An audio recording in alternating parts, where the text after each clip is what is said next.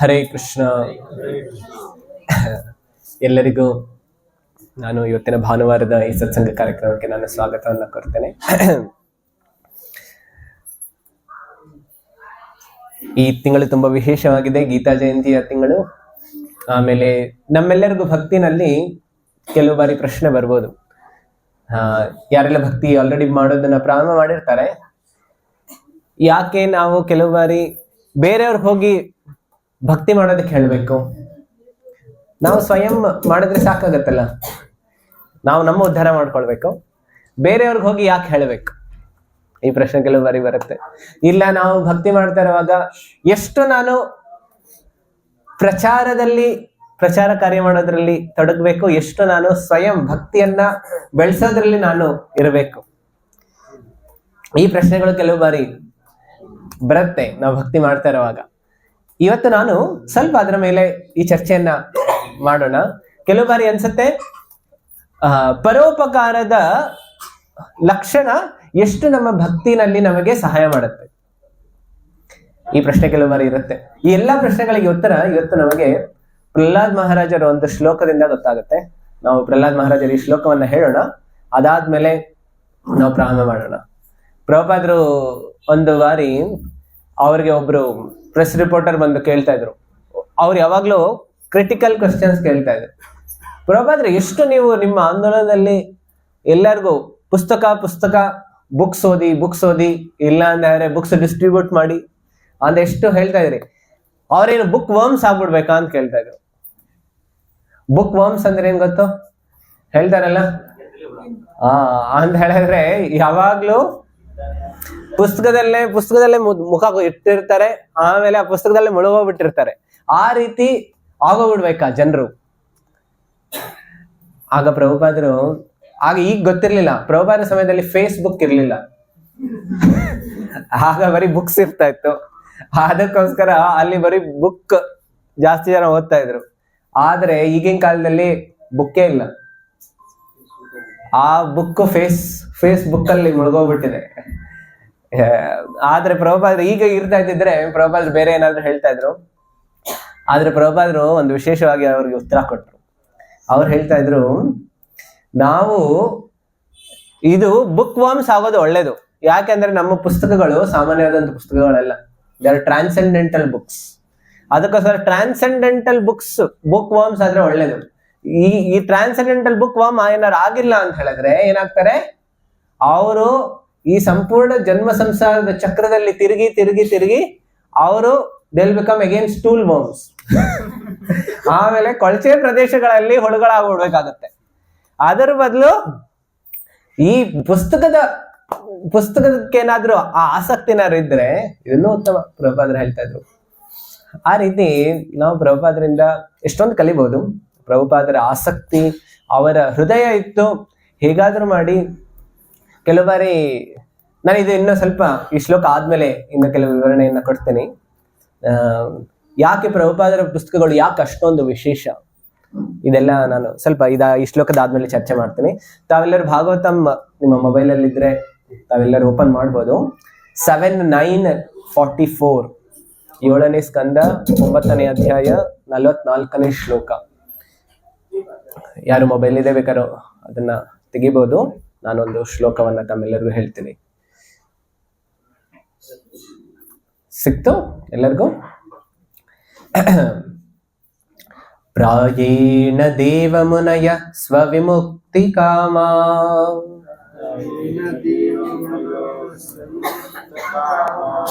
ಪ್ರಾಯೇಣ ದೇವಮುನಯಃ ಸ್ವವಿಮುಕ್ತಿ comma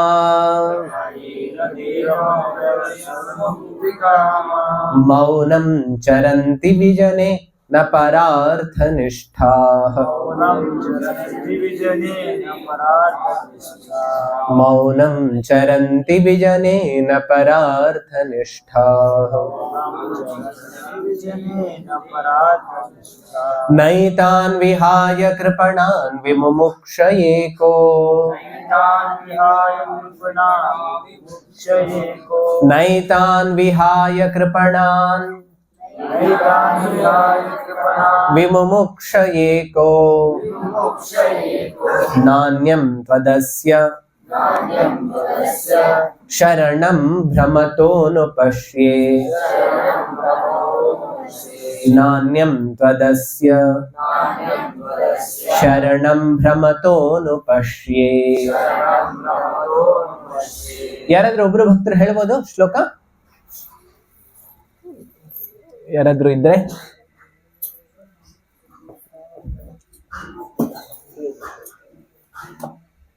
ಪ್ರಾಯೇಣ ದೇವ ಮುನಯ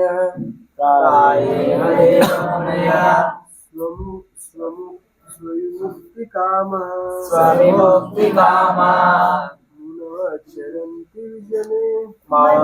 ಚರಂತಿ ವಿಜನೆ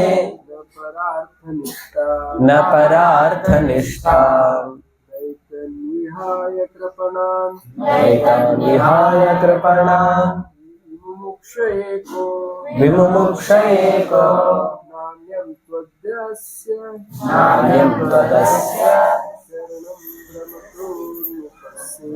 ಶರಣಂ ಭ್ರಮತೋ.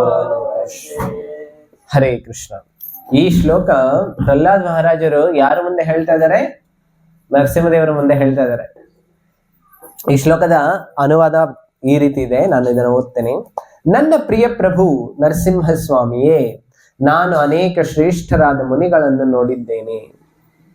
ಅವರೆಲ್ಲರೂ ತಮ್ಮ ತಮ್ಮ ಮೋಕ್ಷದ ವಿಷಯದಲ್ಲಿ ಮಾತ್ರ ಆಸಕ್ತರಾಗಿದ್ದಾರೆ. ಈಗ ನಮ್ಗೆ ಅನ್ನಿಸ್ಬೋದು, ಈಗಿನ ಕಾಲದಲ್ಲಿ ಎಷ್ಟು ಜನ ಅವರ ಮೋಕ್ಷಕ್ಕಾಗೋ ಆಸಕ್ತರಾಗಿದ್ದಾರೆ. ಹೇಳ್ತಾ ಇದ್ದಾರೆ, ಈಗಿನ ಕಾಲದಲ್ಲಿ ಜನ ಅವರ ಮೋಕ್ಷಕ್ಕೂ ಅವ್ರು ಏನು ಉತ್ಸಾಹರಾಗಿಲ್ಲ. ಅವ್ರು ಯಾವ್ದಕ್ಕಾಗಿ ಆಸಕ್ತರಾಗಿದ್ದಾರೆ? ಅವರ ಧರ್ಮ, ಅರ್ಥ, ಕಾಮ, ಈ ಮೂರರಲ್ಲಿ ನೋಡಿ ಹೇಳ್ತಾರೆ. ಮನುಷ್ಯನ ಜೀವನ ಯಾವ ರೀತಿ ಇರಬೇಕು ಅಂತ ಹೇಳಿದ್ರೆ 4 ಪುರುಷಾರ್ಥಗಳು. ಯಾವ್ದು 4 ಪುರುಷಾರ್ಥ? ಧರ್ಮ, ಅರ್ಥ, ಕಾಮ, ಮೋಕ್ಷ. ಈ 4 ಪುರುಷಾರ್ಥ ಇದ್ರೆ ಮನುಷ್ಯನ ಜೀವನ 4 ಕಂಬ ಹೇಗೆ ಇರುತ್ತಲ್ಲ, ಆಗ ಮನೆ 4 ಕಂಬಗಳೇನಾದ್ರು ಇದ್ರೆ ಆಗ ಬಿಲ್ಡಿಂಗ್ ನಿಂತಿರುತ್ತೆ. ಅಕಸ್ಮಾತ್ ಒಂದು ತೆಗೆದ್ಬಿಡಿ ಏನಾಗ್ಬಿಡುತ್ತೆ? ಬಿದ್ದೋಗ್ಬಿಡುತ್ತೆ. ಅದೇ ರೀತಿ ನಮ್ಮ ಜೀವನ ಈ 4 ಕಂಬದ ಮೇಲೆ ನಿಂತಿರ್ಬೇಕು.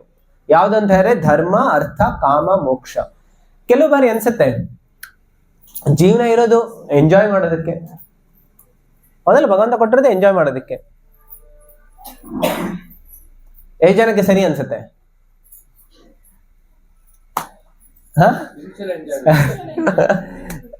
ನೋಡಿ ಹೇಳ್ತಾರೆ, ಎಲ್ಲಾ ಜೀವಿಗಳ ನಿಜವಾದ ಆಸಕ್ತಿ ಇದೆ, ಎಲ್ಲಾದ್ರೂ ನಮಗೆ ಸ್ವಲ್ಪ ಏನಾದ್ರೂ ಆನಂದ ಸಿಗತ್ತಾ ಅಂತ. ಆ ಆನಂದಕ್ಕೋಸ್ಕರ ಹುಡುಕ್ತಾ ಇದೀವಿ. ನೀವೆಲ್ಲರೂ ಇವತ್ತು ಯಾಕೆ ಬಂದಿರೋದು ಇಲ್ಲಿಗೆ? ಆನಂದ ಇರ್ಲಿ, ನಿಮ್ಗೆ ಸಿಗ್ತಾ ಇಲ್ಲ, ನೀವು ಬರ್ತಾ ಇದ್ರಿ. ಮತ್ತೆ ಕೆಲವರಿಗೆ ಆನಂದ ಬೇರೆ ರೂಪದಲ್ಲಿ ಸಿಗ್ತಾ ಇದೆ, ಅದಕ್ಕೋಸ್ಕರ ಅವರು ಬೇರೆ ಕಾರ್ಯಗಳಲ್ಲಿ ತೊಡಗಿದ್ದಾರೆ. ಕೆಲವ್ರಿಗೆ ಆನಂದ ಎಲ್ಲಿರುತ್ತೆ? ಭಾನುವಾರ ಒಂದೇನಾದ್ರೂ ಸಿಕ್ಕಿದೆ, ಈ ಒಂದೇನಾದ್ರೂ ಬಿಡೋದಿಲ್ಲ ಅಲ್ಲ ಬ್ರೋಜಿ ನೀವು? ಅಟ್ಲೀಸ್ಟ್ ಒಂದಿನ ಸ್ವಲ್ಪ ಜಾಸ್ತಿ ನಿದ್ದೆ ಮಾಡೋದಕ್ಕೆ ಬಿಡಿ. ಯಾಕೆ ಬೆಳಿಗ್ಗೆ ಪ್ರೋಗ್ರಾಮ್ ಇಡ್ಬೇಕು, ಮಧ್ಯಾಹ್ನ ಇಡ್ಬೋದಲ್ಲ ನಮ್ಮ ಕಾರ್ಯಕ್ರಮ? ಎಷ್ಟೋ ಜನ ಹೇಳ್ತಾ ಇದ್ರು ಸಂಡೇ ಕಾರ್ಯಕ್ರಮ ಎಷ್ಟೊತ್ತಿಗೆ ಇಡ್ಬೇಕು ಹೇಳ್ತಾರೆ, ಮಧ್ಯಾಹ್ನ ಇಡಿ. ಯಾಕಂದ್ರೆ ಬೆಳಿಗ್ಗೆ ಆರಾಮಾಗಿ ಎದ್ದು ಸ್ವಲ್ಪ ಅಲ್ಲಿ ಇಲ್ಲಿ ತಿರುಗಾಡಿ, ನ್ಯೂಸ್ ಪೇಪರ್ ಓದಿ, ಕಾಫಿ ಟೀ ಕುಡಿದು, ಸ್ವಲ್ಪ ಒಂದು ಟಿವಿ ನೋಡ್ಬಿಟ್ಟು ಆಮೇಲೆ ಆರಾಮಾಗಿ ಬರೋಣ ಅಂದ. ಆದ್ರೆ ನಾವು ಯಾಕೆ ಬೆಳಿಗ್ಗೆ ಇಟ್ಟಿರೋದು? ಅಟ್ಲೀಸ್ಟ್ ಒಂದು ದಿನ ವಾರದಲ್ಲಿ ಏನ್ ಮಾಡ್ಬೇಕು? ಅಟ್ಲೀಸ್ಟ್ ಬೆಳಿಗ್ಗೆ ಎದ್ದೇಳ್ಬೇಕು ಅಂತ ಹೇಳಿ. ವಾರದಲ್ಲೂ ಅದು ಅಟ್ಲೀಸ್ಟ್ ಕನಿಷ್ಠ ಪಕ್ಷ ಒಂದು ದಿನ ಆದ್ರೂ. ಆದ್ರೆ ಸಾಮಾನ್ಯವಾಗಿ ಜನರ ಲಕ್ಷಣ ಇರುತ್ತೆ, ಆನಂದ ಪಡೆಯೋ ಇಚ್ಛೆ ಎಲ್ಲರಿಗೂ ಇದ್ದೇ ಇದೆ, ಆದ್ರೆ ಆನಂದ ಎಲ್ಲಿ ಪಡಿಬೇಕು ಅನ್ನೋಂಥದ್ದು ಗೊತ್ತಿಲ್ಲ. ರಸೋ ವೈಸಹ, ಭಗವಂತನಿಗೆ ಹೇಳಿದರೆ ಅವರು ಯಾವಾಗ್ಲೂ ರಸದಲ್ಲಿ ಆನಂದ ಪಡೆಯದ ಇರ್ತಾರೆ. ಬರೀ ಅವರಷ್ಟೇ ಅಲ್ಲ, ಎಲ್ಲ ಜೀವಿಗಳು ಅಷ್ಟೇ. ಆನಂದಮಯೋಭ್ಯಾಸ, ಇದು ವೇದಾಂತ ಸೂತ್ರದಲ್ಲಿ ಬರ್ತಾ ಇದೆ. ಆನಂದಮಯ, ಎಲ್ಲರಿಗೂ ಆನಂದ ಪಡಿಬೇಕು ಅನ್ನೋಂಥ ಕುತೂಹಲ ಇದೆ ಮತ್ತು ತವಕ ಇದೆ, ಹಸು ಇದೆ. ಆದ್ರೆ ಆನಂದ ಎಲ್ಲಿ ಹುಡುಕ್ಬೇಕು ಅನ್ನೋಂಥದ್ದು ಗೊತ್ತಿಲ್ಲ. ಅದಕ್ಕೋಸ್ಕರ ಭೌತಿಕ ಜಗತ್ತಿನಲ್ಲಿ ಎಲ್ಲಿ ತನಕ ಆನಂದ ಹುಡುಕ್ತಾ ಇರ್ತಾರೆ, ಅಲ್ಲಿ ತನಕ ವಿಪರೀತವಾಗಿರುವಂತ ಫಲನೇ ಬರುತ್ತೆ. ಏನದು? ಸುಖಕ್ಕಾಗಿ ಓಡ್ತಾ ಇರೋದು, ಸಿಕ್ಕೋದೇನೋ ಕೊನೆಯಲ್ಲಿ ದುಃಖ ಸಿಗುತ್ತೆ. ಈಗ ಎಷ್ಟೊಂದು ವರ್ಷಗಳಾಗಿರ್ಬೋದು ನಮ್ಮೆಲ್ಲರ ಜೀವನದಲ್ಲಿ ನಾವು ಸುಖಕ್ಕಾಗಿ ಓಡಾಡ್ತಾ ಇದೀವಿ. ನಮ್ಗೇನ್ ಅನ್ಸತ್ತೆ, ಇದೊಂದು ಪಡೆದ್ಬಿಟ್ಟ ಮೇಲೆ ನನ್ಗೆ ಸುಖ ಸಿಗುತ್ತೆ ಅಂತ. ಸಣ್ಣ ಮಕ್ಕಳಿರೋವಾಗ ಶಾಲೆನಲ್ಲಿ ಹೋಗ್ತಾ ಇರೋವಾಗ ಏನ್ ಹೇಳ್ತಾರೆ, ಮೊದ್ಲು ಅವ್ರು ಹೇಳ್ತಾರೆ 10ನೇ ಕ್ಲಾಸ್ ಪಾಸ್ ಮಾಡ್ಬಿಟ್ಟ ಮೇಲೆ ಏನ್ ಸಿಗುತ್ತೆ, ಫ್ರೀಡಮ್ ಸಿಗುತ್ತೆ, ಸುಖ ಸಿಗುತ್ತೆ. ಅದಾದ್ಮೇಲೆ ಒಳ್ಳೆ ಕಾಲೇಜ್ ಸಿಗುತ್ತೆ. ಹೌದಲ್ಲ? ಹೇಗಾದ್ರೂ ಮಾಡಿ ಚೆನ್ನಾಗಿ ಒಳ್ಳೆ ಮಾರ್ಕ್ಸ್ ತಗೊಂಡ್ಬಿಡ್ಬೇಕು, ಆಮೇಲೆ ಒಳ್ಳೆ ಅದಾದ್ಮೇಲೆ ಏನಂತ ಹೇಳ್ತಾರೆ, ಕಾಲೇಜಿನಲ್ಲಿ ಒಳ್ಳೇದು ಮಾರ್ಕ್ಸ್ ಏನಾದ್ರು ತಗೊಂಡ್ಬಿಟ್ರೆ ಮುಂದೆ ಇನ್ನೂ ಒಳ್ಳೇದು ನಿಮಗೆ ಏನ್ ಸಿಗುತ್ತೆ, ಒಳ್ಳೆ ಗ್ರೇಡ್ ಸಿಗುತ್ತೆ, ಒಳ್ಳೆ ಕಾಲೇಜ್ ಸಿಗುತ್ತೆ. ಅದಾದ್ಮೇಲೆ ಮುಂದೆ ಕಾಲೇಜಲ್ಲಿ ಓದ್ತಾರಾಗ ಏನ್ ಹೇಳ್ತಾರೆ, ಏನಾದ್ರು ಡಿಗ್ರಿ ತುಂಬಾ ಚೆನ್ನಾಗಿ ಮಾಡ್ಬಿಟ್ರೆ ನಿಮ್ಗೆ ಒಳ್ಳೆ ಜಾಬ್ ಸಿಗುತ್ತೆ. ಆದ್ರೆ ಅಲ್ಲಿ ಓದ್ತಾ ಇರೋವಾಗ ಏನ್ ಅನ್ನಿಸ್ತಾ ಇರುತ್ತೆ, ಕಷ್ಟ ಅನ್ನಿಸ್ತಾ ಇರುತ್ತೆ. ನಮ್ಗೆ ಅನ್ನಿಸ್ತಾ ಇತ್ತು ನಾವು ಸುಖಕ್ಕೋಗಿ ಬರ್ತಾ ಇದೆ, ಆದ್ರೆ ನಂಗೆ ದುಃಖ ಸಿಗ್ತಾ ಇದೆ. ಆದ್ರೆ ಹೇಳ್ತಾರೆ ಇಲ್ಲ ಇದು ಈಗ ನಿಮ್ಗೆ ಕೆಲಸ ಸಿಗುತ್ತಲ್ಲ ಆಗ ಖುಷಿ ಸಿಗುತ್ತೆ ಅಂತ. ಕೆಲಸ ಮಾಡ್ತಾ ಇರುವಾಗ ಏನ್ ಸಿಗುತ್ತೆ, ಅವ್ರು ಹೇಳ್ತಾರೆ ಇಲ್ಲ ನೆಕ್ಸ್ಟ್ ಮದ್ವೆ ಮಾಡ್ಕೊಂಡ್ರೆ ಖುಷಿ ಸಿಗತ್ತೆ. ಆದ್ಮೇಲೆ ಮದ್ವೆ ಮಾಡ್ಕೊಂಡ್ಮೇಲೆ ಅವ್ರಿಗೆ ಕೇಳಿದ್ರೆ ಏನ್ ಹೇಳ್ತಾರೆ, ಆಯ್ತು ಮಕ್ಕಳಾದ್ಮೇಲೆ ಖುಷಿ ಸಿಗುತ್ತೆ. ಅವ್ರಿಗೇನ್ ಅನ್ಸುತ್ತೆ, ಇಲ್ಲ ಒಂದು ದೊಡ್ಡ ಮನೆ ಕಟ್ಬೇಕು, ಆಮೇಲೆ ನಮ್ದು ದೊಡ್ಡ ಕುಟುಂಬ ಇರ್ಬೇಕು, ಆಮೇಲೆ ಖುಷಿ ಸಿಗುತ್ತೆ ಅಂತ. ಅವ್ರಿಗೋಗಿ ಕೇಳಿ ಏನ್ ಹೇಳ್ತಾರೆ, ಅವ್ರಿಗೀಗ ಟೈಮೇ ಇಲ್ಲ ಈ ಪ್ರಶ್ನೆ ಯೋಚನೆ ಮಾಡೋದಕ್ಕೆ. ಯಾಕಂದ್ರೆ ಆಮೇಲೆ ಅವ್ರಿಗೆ ಸಮಯನೂ ಇಲ್ಲ. ಈ ರೀತಿ ಮನುಷ್ಯನ ಜೀವನ ಖುಷಿಗೋಸ್ಕರ ಎಲ್ಲರೂ ಓಡ್ತಾ ಇದಾರೆ, ಹುಡುಕ್ತಾ ಇದಾರೆ, ಆದ್ರೆ ಖುಷಿ ಸಿಗ್ತಾ ಇಲ್ಲ. ಯಾಕೆ ಅಂತ ಹೇಳಿದ್ರೆ ಖುಷಿ ಅಲ್ಲಿಲ್ಲ. ಆನಂದ ಇರೋದು ಎಲ್ಲಿದೆ, ಬರೀ ಭಗವಂತನಲ್ಲಿದೆ. ಆದ್ರೆ ಮನುಷ್ಯ ಅಜ್ಞಾನದಿಂದ ಆನಂದ ಅಲ್ಲಿ ಕಾಣಿಸ್ತಾ ಇಲ್ಲ, ಬೇರೆ ಎಲ್ಲ ಕಡೆ ಕಾಣಿಸ್ತಾ ಇದೆ. ಸೊ ಅದಕ್ಕೋಸ್ಕರ ಹೇಳ್ತಾರೆ. ಆದ್ರೆ ಕೆಲವರು ಅದಕ್ಕೋಸ್ಕರ ಅವರೆಲ್ಲರೂ ಹೇಳ್ತಾರೆ, ಸಾಮಾನ್ಯ ಭೌತಿಕ ಜನ ಹೇಳ್ತಾರೆ ಏನು, ಕಾಮದಲ್ಲಿ ಈ ಆನಂದ ಎಲ್ಲಿದೆ, ನಮ್ಮ ಕಾಮನೆಗಳನ್ನು ಪೂರೈಸ್ಕೊಳ್ಳೋದ್ರಲ್ಲಿ ಆನಂದ ಇದೆ. ಆ ಕಾಮನೆಗಳನ್ನ ಪೂರೈಸ್ಕೊಳ್ಳೋದಕ್ಕೆ ಏನ್ ಬೇಕು, ಹಣ ಬೇಕು, ದುಡ್ಡು ಬೇಕು. ಯಾಕೆ ಎಲ್ಲರಿಗೂ ಯಾಕೆ ಅನ್ನಿಸ್ತಾ ಇದೆ ನಮ್ಗೆ ದುಡ್ಡು ಬೇಕು ಅಂತ? ದುಡ್ಡನ್ನ ತಿನ್ನೋದಕ್ಕಾಗತ್ತೆ? ದುಡ್ಡು ಯಾಕೆ ಬೇಕು? ಯಾಕೆ ಅಂದ್ರೆ ಅದರಿಂದ ನಮಗೆ ಭೋಗ ವಸ್ತುಗಳು ಸಿಗುತ್ತೆ. ನಾವು ನಮ್ಮ ಕಾಮನೆಗಳನ್ನ ಪೂರೈಸ್ಕೊಳ್ಳೋದಕ್ಕೆ ವಸ್ತುಗಳು ಸಿಗ್ತಾ ಇದೆ, ಅದಕ್ಕೋಸ್ಕರ ನಮಗೆ ದುಡ್ಡು ಬೇಕು. ಆಕ್ಚುಲಿ ದುಡ್ಡಿಂದ ನಾವೇನು ಬರೀ ಅದು ಪೇಪರ್ ನೋಟ್ಸ್ ಅಷ್ಟೇ, ಅದನ್ನೇನ್ ಮಾಡೋದಕ್ಕಾಗುತ್ತೆ. ಆದ್ರೆ ಆ ಪೇಪರ್ ನೋಟ್ಸ್ ತುಂಬಾ ಹೇಳ್ತಾರಲ್ಲ, ಮನಿ ಇಸ್ ಮೋರ್ ಡಿಯರರ್ ದನ್ ಹನಿ. ಹೌದಲ್ಲ? ಹಣ ಅಂತ ಹೇಳಿದ್ರೆ ಹೆಣಾನು ಎದ್ಬಿಡುತ್ತೆ. ಆ ರೀತಿ ಜನ ಯಾಕೆ ಹಣ ಅಂತ ಅಷ್ಟು ಪ್ರಿಯ ಅಂತ ಹೇಳಿದ್ರೆ, ಯಾಕೆಂದ್ರೆ ಹಣದಲ್ಲಿ ಎಷ್ಟೊಂದು ಭೌತಿಕ ಭೋಗ ವಸ್ತುಗಳು ನಮಗೆ ಸಿಗುತ್ತೆ, ಕಾಮನೆಗಳು ಪೂರೈಕೆ ಆಗುತ್ತೆ. ಆದ್ರೆ ಯಾವಾಗ ಜೀವನ ಬರೀ ಕಾಮ ಮತ್ತು ಅರ್ಥದಲ್ಲೇ ಇರುತ್ತೆ, ಅದು ದುಃಖಮಯವಾಗಿ ಬರುತ್ತೆ. ಅದು ಎಲ್ಲಿ ಕರ್ಕೊಂಡೋಗುತ್ತೆ, ನರಕಕ್ಕೆ ಕರ್ಕೊಂಡೋಗುತ್ತೆ. ಅದಕ್ಕೋಸ್ಕರ ಕಾಮಕ್ಕಿಂತ ಮುಂಚೆ ಏನ್ ಹಾಕಿದ್ರು, ಧರ್ಮ. ಕಾಮಕ್ಕಿಂತ ಮುಂಚೆ ಅರ್ಥ, ಅರ್ಥಕ್ಕಿಂತ ಮುಂಚೆ ಧರ್ಮ.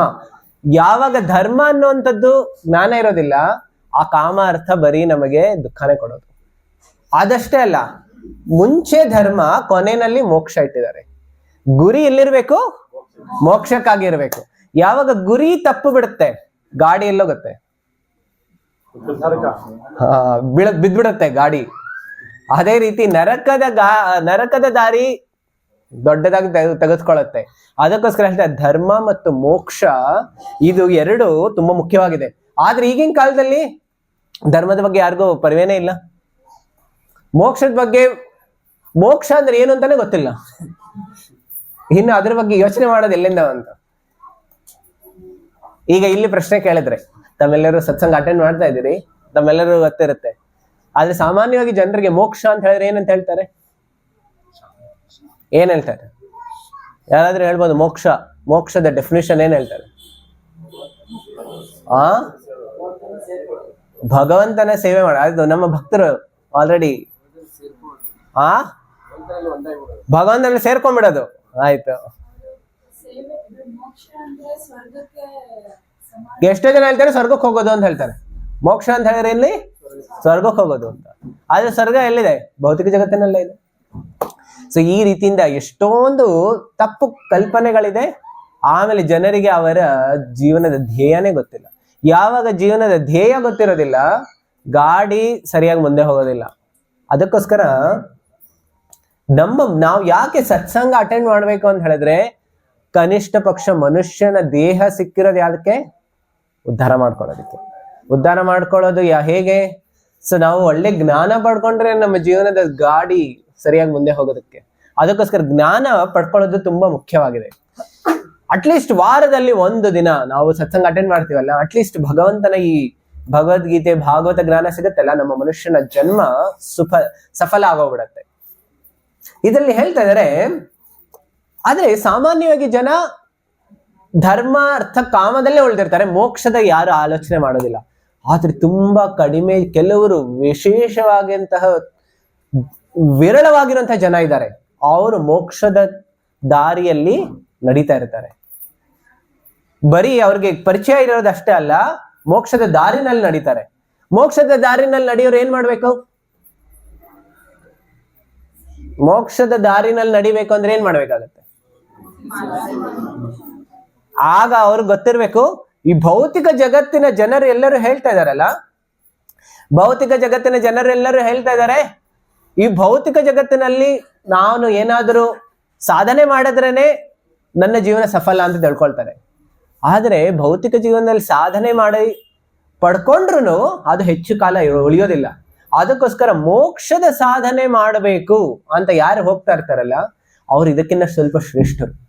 ಆದರೆ ಪ್ರಭುಪಾದರ ಕೃಪೆಯಿಂದ ನಮ್ಮೆಲ್ಲರಿಗೂ ಎಷ್ಟು ಅದ್ಭುತವಾದಂತಹ ಮಾರ್ಗ ಸಿಕ್ಕಿದೆ ಅಂತ ಹೇಳಿದ್ರೆ, ಇಂತಹ ವ್ಯಕ್ತಿಗಳಿಗಿಂತ ಇನ್ನೂ ಶ್ರೇಷ್ಠವಾಗುವಂತಹ ದಾರಿ ನಮ್ಮೇ ಪ್ರಭುಪಾದರು ಕೊಟ್ಟಿದ್ದಾರೆ. ಇದರಲ್ಲಿ ಪ್ರಭುಪಾದರು ಈಗ ಪ್ರಹ್ಲಾದ್ ಮಹಾರಾಜರ ತಾತ್ಪರ್ಯದಿಂದ ಹೇಳ್ತಾ ಇದ್ದಾರೆ. ನಾನಿಂದ ಅನುವಾದವನ್ನು ಇನ್ನು ಪೂರ್ತಿ ಓದ್ತೀನಿ ನೋಡಿ. ಹೇಳ್ತಾ ಇದ್ದಾರೆ, ಕೆಲವರು ಮಾತ್ರ ಮೋಕ್ಷದ ವಿಷಯದಲ್ಲಿ ಆಸಕ್ತರಾಗಿದ್ದಾರೆ. ದೊಡ್ಡ ನಗರಗಳನ್ನು ಪಟ್ಟಣಗಳನ್ನು ಲಕ್ಷಿಸದೆ ಅವರು ಹಿಮಾಲಯ ಪರ್ವತಕ್ಕೂ ಬೇರೆ ಕಾಡಿಗೋ ಮೌನ ವ್ರತ ಹಿಡಿದು ತಪಸ್ಸು ಮಾಡಲೆಂದು ಹೊರಟು ಹೋಗುತ್ತಾರೆ. ನೋಡಿ, ಎಷ್ಟು ಜನ ಇದ್ದಾರೆ ಕಾಡಿಗೆ ಹೋಗ್ಬೇಕು ಅಂತ ಇದ್ದಾರೆ. ಕೆಲವರು ಹೇಳ್ತಾರೆ, ಪ್ರಭುಜಿ ಕಾಡುಗಳೆಲ್ಲಿದೆ? ಈಗ ಕಾಡುಗಳೆಲ್ಲ ತೆಗೆದಾಕ್ಬಿಟ್ಟಿದೆ, ನಾವ್ ಎಲ್ಲಿಗೆ ಹೋಗ್ಬೇಕಾಗುತ್ತೆ. ಸೊ ಅದು ಹೋಗ್ತೀವಿ ಪ್ರಭುಜಿ, ನಾವು ಟ್ರಿಪ್ಗೋಸ್ಕರ ಹೋಗ್ತೀವಿ. ಟ್ರಿಪ್ ಮಾಡಿ ಸ್ವಲ್ಪ ತಿರ್ಗಾಡು ಬಂದ್ಬಿಡ್ತೀವಿ. ಆದ್ರೆ ಇಲ್ಲಿ ಟ್ರಿಪ್ಗೋಸ್ಕರ ಹೋಗ್ತಾ ಇಲ್ಲ ಇವರು. ಯಾವ್ದಕ್ಕೋಸ್ಕರ ಹೋಗ್ತಾ ಇದ್ದಾರೆ? ತಪಸ್ಸು ಮಾಡೋದಕ್ಕೆ ಹೋಗ್ತಾ ಇದಾರೆ. ನೋಡಿ, ಕಾಡಿನಲ್ಲಿ ಹೋಗಿ ತಪಸ್ಸು ಮಾಡೋದು ಅಷ್ಟು ಸುಲಭ ಅಲ್ಲ. ಅರಣ್ಯ ಪ್ರಾಣಿಗಳೆಲ್ಲ ಇರುತ್ತೆ, ಊಟ ಎಲ್ಲಿ ರೆಡಿ ಮಾಡ್ಕೊಡೋದಿಲ್ಲ. ಅಲ್ಲಿ ಈ ರೀತಿ ಸ್ವೆಟರ್ ಇರೋದಿಲ್ಲ. ಆಮೇಲೆ ನಮ್ಗೇನಾದ್ರೂ ಬೇಕು ಅಂದರೆ ಯಾರು ಜೊತೆನಲ್ಲೂ ಇರೋದಿಲ್ಲ. ಆದ್ರೆ ಇವರೆಲ್ಲರೂ ಹೋಗ್ತಾ ಇದಾರೆ ಯಾವ ಸಾಧನೆಗೋಸ್ಕರ? ಮೋಕ್ಷದ ಸಾಧನೆಗೋಸ್ಕರ. ಎಷ್ಟು ಕಷ್ಟ ಪಡ್ತಾ ಇದಾರೆ, ಎಷ್ಟೋ ವರ್ಷಗಳು ಮಾಡ್ತಾರೆ ಈ ರೀತಿ ತಪಸ್ಯ. ಆದ್ರೆ ಪ್ರಹ್ಲಾದ್ ಮಹಾರಾಜ್ ಹೇಳ್ತಾ ಇದಾರೆ, ಭಗವಂತನಿಗೆ ಇಂಥವ್ರು ಅಷ್ಟು ಪ್ರಿಯರಲ್ಲ. ಇಷ್ಟು ಕಠಿಣ ತಪಸ್ಸೆ ಮಾಡಿ ಅವರು ಪ್ರಿಯರಲ್ಲ, ಮತ್ಯಾರು ಪ್ರಿಯರು? ನೋಡಿ ಮುಂದೆ ಹೇಳ್ತಾ ಇದಾರೆ, ಇತರರಿಗೆ ಮೋಕ್ಷವನ್ನು ಸಾಧಿಸಿಕೊಡುವ ವಿಷಯದಲ್ಲಿ ಅವರಿಗೆ ಆಸಕ್ತಿ ಇಲ್ಲ. ಅವರು ಸ್ವಾರ್ಥಿಗಳಾಗೇ ಇದ್ದಾರೆ. ಅವರು ಬರೀ ಅವರ ಉದ್ಧಾರ ಮಾಡಬೇಕು ಅಂತ ಅವ್ರು ತಿಳ್ಕೊಂಡಿದ್ದಾರೆ. ಆದರೆ ನನ್ನ ವಿಚಾರ ಬೇರೆ. ಯಾರು ಹೇಳ್ತಾರೆ ಇದು? ಪ್ರಹ್ಲಾದ. ನನ್ನ ವಿಚಾರ ಬೇರೆ ಇದೆ. ಏನು? ಈ ಎಲ್ಲಾ ಬಡಪಾಯಿಗಳನ್ನು ಹೇಳ್ತಾರೆ, ಬಡಪಾಯಿಗಳು ಅಂತ ಹೇಳ್ತಾರೆ. ನಮ್ಗಳೋದು ಇಲ್ಲ, ನಾವು ಶ್ರೀಮಂತರಾಗಿದ್ದೀವಿ. ಆದ್ರೆ ಪ್ರಹ್ಲಾದ್ ಮಹಾರಾಜ ದೃಷ್ಟಿಯಿಂದ ನಾವೆಲ್ಲರೂ ಬಡವರೇ. ಯಾಕೆ ಬಡವರು? ನಮಗೆ ನಿಜವಾದ ಧನ ಇಲ್ಲ. ಆದ್ರೆ ನಮಗ ಅನ್ನಿಸ್ತಾ ಇದೆ ನನ್ನದು ನಿಜವಾದ ಧನ ಇದೆ ಅಂತ. ಯಾವ ಧನ ಇಟ್ಕೊಂಡಿದೀವಿ ನಾವು? ಯಾವ ಧನ ಇಟ್ಕೊಂಡಿದ್ದೀವಿ? ಈ ಭೌತಿಕ ನಾಶವಾಗುವಂತ ಧನ ಇಟ್ಕೊಂಡು ನಮ್ಗೆಲ್ಲರಿಗೂ ಅನ್ನಿಸ್ತಾ ಇದೆ ನನಗೆ ಶಾಶ್ವತವಾದ ಧನ ಇದೆ ಅಂತ. ಅದಕ್ಕೋಸ್ಕರ ಹೇಳ್ತಾರೆ ಬಡಪಾಯಿಗಳು. ಯಾಕೆಂದ್ರೆ ಈ ಜಗತ್ತಿನಲ್ಲಿ ನಾವು ಎಷ್ಟೇ ಇಟ್ಕೊಂಡ್ರು ಅದೆಲ್ಲವೂ ನಾವು ಕೊನೆಯಲ್ಲಿ ಬಿಟ್ಬಿಟ್ಟು ಹೋಗ್ಬಿಡ್ಬೇಕಾಗತ್ತೆ. ಕೊನೆ ನಾವು ಏನ್ ಪಡ್ಕೊಂಡಿದೀವಿ ನಮ್ಮ ಜೀವನದಲ್ಲಿ? ನಮ್ಮ ನಿಜವಾದ ಆತ್ಮ ಏನ್ ಪಡ್ಕೊಂಡು ಹೋಗ್ತಾ ಇದೆ? ಈ ಜಗತ್ತಿನಲ್ಲಿ ಬಂದಿದ್ದು ಏನು ತಗೊಂಡ್ ಬಂದಿಲ್ಲ, ಆದ್ರೆ ಹೋಗ್ತಾ ಇರೋದು ತಗೊಂಡು ಹೋಗ್ತಾ ಇಲ್ಲ. ಆದ್ರೆ ಬಂದಿರೋದು ಯಾಕೆ ಅಂದ್ರೆ ನಿಜವಾದ ಧನವನ್ನ ಗಳಿಸೋದಕ್ಕೆ. ಆದ್ರೆ ಇದು ಮಾಯಾದೇವಿ ಎಷ್ಟು ಪ್ರಚಂಡವಾಗಿ ನಮ್ಮ ಮನಸ್ಸಿಗೆ ಪ್ರಬಲವಾಗಿ ಬೀರ್ತಾಳೆ ಅಂತ ಹೇಳಿದ್ರೆ ಈ ವಿಚಾರನೇ ಬರೋದಿಲ್ಲ. ಜೀವನ ಪೂರ್ತಿ ಆಗೋಗ್ಬಿಡತ್ತೆ, ಕೊನೆ ಕ್ಷಣದಲ್ಲೂ ವಿಚಾರ ಬರೋದಿಲ್ಲ ನಾನು ನಿಜವಾದ ಧನವನ್ನ ಪಡ್ಕೊಳ್ಬೇಕು. ಹೋಗೋಕೆ ಮುಂಚೆ ಏನು ತಗೊಂಡು ಹೋಗ್ತಾ ಇಲ್ಲ ನಾನು ಪಡ್ಕೊಂಡು ಏನ್ ಪಡ್ಕೊಂಡಿದ್ದೀನಿ. ಅದಕ್ಕೋಸ್ಕರ ಹೇಳ್ತಾನೆ, ನಾವ್ ಎಷ್ಟು ಬೇಕು ಬೇಕು ಅಂತ ಹೇಳ್ತಾ ಇರ್ತೀವಲ್ಲ, ಅದೆಷ್ಟು ಪಡ್ಕೊಂಡ್ರು ಕೊನೆಯಲ್ಲಿ ಅದು ಯಾವುದು ಉಳಿಯೋದಿಲ್ಲ. ಅದು ನಿಜವಾಗಿ ನಮ್ಮ ಮನಸ್ಸಿನಲ್ಲಿ ಆ ನೆಮ್ಮದಿ ಶಾಂತಿನೂ ಇರೋದಿಲ್ಲ. ನಮಗೆ ನಾನು ಒಂದು ಪ್ರಶ್ನೆ ಕೇಳ್ತೇನೆ ನಮ್ಮೆಲ್ಲರಿಗೂ. ನಾವು ಕೆಲವು ಬಾರಿ ತುಂಬಾ ಸಂಕಟದಲ್ಲಿ ನರಳ್ತಾ ಇರ್ತೀವಿ, ಆಗ ಯಾರೋ ಬಂದು ನಮ್ಗೆ ಏನಾದ್ರು ಕೊಡ್ತಾರೆ, ಸಹಾಯ ಮಾಡ್ತಾರೆ. ಆಗ ಯಾವ ರೀತಿ ಅನುಭವ ಇರುತ್ತೆ ನಮಗೆ? ಯಾವ ರೀತಿ ಅನುಭವ ಇರುತ್ತೆ ಹೇಳಿ? ಖುಷಿ ಆಗುತ್ತೆ. ಅಕಸ್ಮಾತ್ ಬೇರೆಯವ್ರು ಯಾರು ನರಳ್ತಾ ಇದ್ದಾರೆ, ನೀವು ಅವ್ರಿಗೆ ಸಹಾಯ ಮಾಡ್ತೀರಿ, ಆಗ ನಿಮ್ಗೆ ಯಾವ ರೀತಿ ಅನುಭವ ಬರುತ್ತೆ? ಸೊ ಮೊದಲನೇ ಖುಷಿನಲ್ಲಿ ಎರಡನೇ ಖುಷಿನಲ್ಲಿ ಯಾವುದು ಉತ್ತಮವಾಗಿದೆ? ಹಾಗಿದ್ರೆ ನಾವು ವೈಯಕ್ತಿಕವಾಗಿ ಏನಾದ್ರು ಪಡ್ಕೊಂಡಿರುವಾಗ ನಮ್ಮ ಕೈ ಈ ರೀತಿ ಇರುತ್ತೆ, ಆದ್ರೆ ಕೊಡುವಾಗ ನಮ್ಮ ಕೈ ಈ ರೀತಿ ಇರುತ್ತೆ. ಸಾಮಾನ್ಯವಾಗಿ ಜನರೆಲ್ಲರೂ ಈ ಜಗತ್ತಿನಲ್ಲಿ ಹೇಗೆ? ಭಿಕ್ಷುಕರು. ಶ್ರೀಮಂತರು ಭಿಕ್ಷುಕರೇ. ಯಾಕೆ? ಅವರು ಈ ಸಾಮಾನ್ಯವಾದಂತ ಭಿಕ್ಷುಕಿಗಿಂತ ಅವ್ರು ಇನ್ನೂ ಹೆಚ್ಚು ಭಿಕ್ಷುಕರು. ಯಾಕೆಂದ್ರೆ ಇವ್ರು ಬರೀ ಒಂದು 10 ರೂಪಾಯಿ, 1 ರೂಪಾಯಿ, 2 ರೂಪಾಯಿ ಕಾಯ್ತಾ ಇದ್ದಾರೆ. ಅವರು ಲಕ್ಷಾಂತರ ಗಟ್ಲೆ, ಕೋಟ್ಯಾಂತರ ಗಟ್ಲೆ ಬೇಕು ಬೇಕು ಬೇಕು ಅಂತ ಕರೀತಾ ಇದ್ದಾರೆ. ಇನ್ನು ಯಾರು ದೊಡ್ಡ ಭಿಕ್ಷುಕರು ಯಾರು ಇದ್ರಲ್ಲಿ? ಹೆಚ್ಚು ಶ್ರೀಮಂತರಾದ್ರೆ ಇನ್ನು ಹೆಚ್ಚು ಏನಾಗ್ತಾರೆ? ಇನ್ನೂ ಹೆಚ್ಚು ಭಿಕ್ಷುಕರಾಗ್ತಾ ಇದಾರೆ. ಹಾಗಾದ್ರೆ ಉಲ್ಟು ಶ್ರೀಮಂತಿಗೆ ಆಗ್ಬಾರ್ದು ಅಂತಲ್ಲ, ಆದ್ರೆ ನಮ್ಮ ಶ್ರೀಮಂತ ನಿಜವಾಗಿಯೂ ಯಾರು? ಕೊಡೋನು. ಕೊಡೋನು ನಿಜವಾದ ಶ್ರೀಮಂತ. ಎಷ್ಟು ನಾವು ಬೇಕು ಅಂತ ಹೇಳ್ತೀವಲ್ಲ, ಅಷ್ಟು ಅದೇನದು ನಾವು ಬಡವರಾಗ್ತಾ ಇದೀವಿ. ಆದ್ರೆ ನಾವು ಯಾವಾಗ ಕೊಡ್ತೀವಲ್ಲ, ಆಗ ನಾವು ಇನ್ನೂ ಶ್ರೀಮಂತರಾಗ್ತೀವಿ. ಅದಕ್ಕೋಸ್ಕರ ಇಲ್ಲಿನೂ ಅಷ್ಟೇ ಹೇಳ್ತಾರಲ್ಲ, ಕನಕದಾಸರು ಒಂದು ವಾಕ್ಯ ಹೇಳ್ತಾರೆ. ಏನ್ ಹೇಳ್ತಾರೆ ಅವರು? ಕೊಟ್ಟಿದ್ದು ತನಗೆ, ಬಚ್ಚಿಟ್ಟಿದ್ದು ಪರರಿಗೆ. ಅಂದ್ರೆ ಅರ್ಥ ಏನು? ಅದೇಗೆ ಬಚ್ಚಿಟ್ಟಿದ್ದು ಪರರಿಗಾಗತ್ತೆ? ದೊಡ್ಡ ದೊಡ್ಡ ಯಾರಾದ್ರೂ ಹೇಳ್ಬೋದು ಬಚ್ಚಿಟ್ಟಿದ್ದು ಪರರಿಗೆ ಹೇಗೆ? ಯಾರಾದ್ರೂ ವಿಶ್ಲೇಷಣೆ ಹೇಳ್ಬೋದು ನನಗೆ? ಯಾರಾದ್ರೂ ಹೇಳ್ಬೋದು? ಇಲ್ಲ ಬೇರೆಯವ್ರು ಹೇಳಿ ಹೇಳಿ. ತಪ್ಪು ಅನ್ನಂತ ವಿಚಾರ ಮಾಡ್ಬಿಡಿ. ಏನನ್ಸುತ್ತೆ ಹೇಳಿ, ಯಾರು ಹೇಳ್ಬೋದು?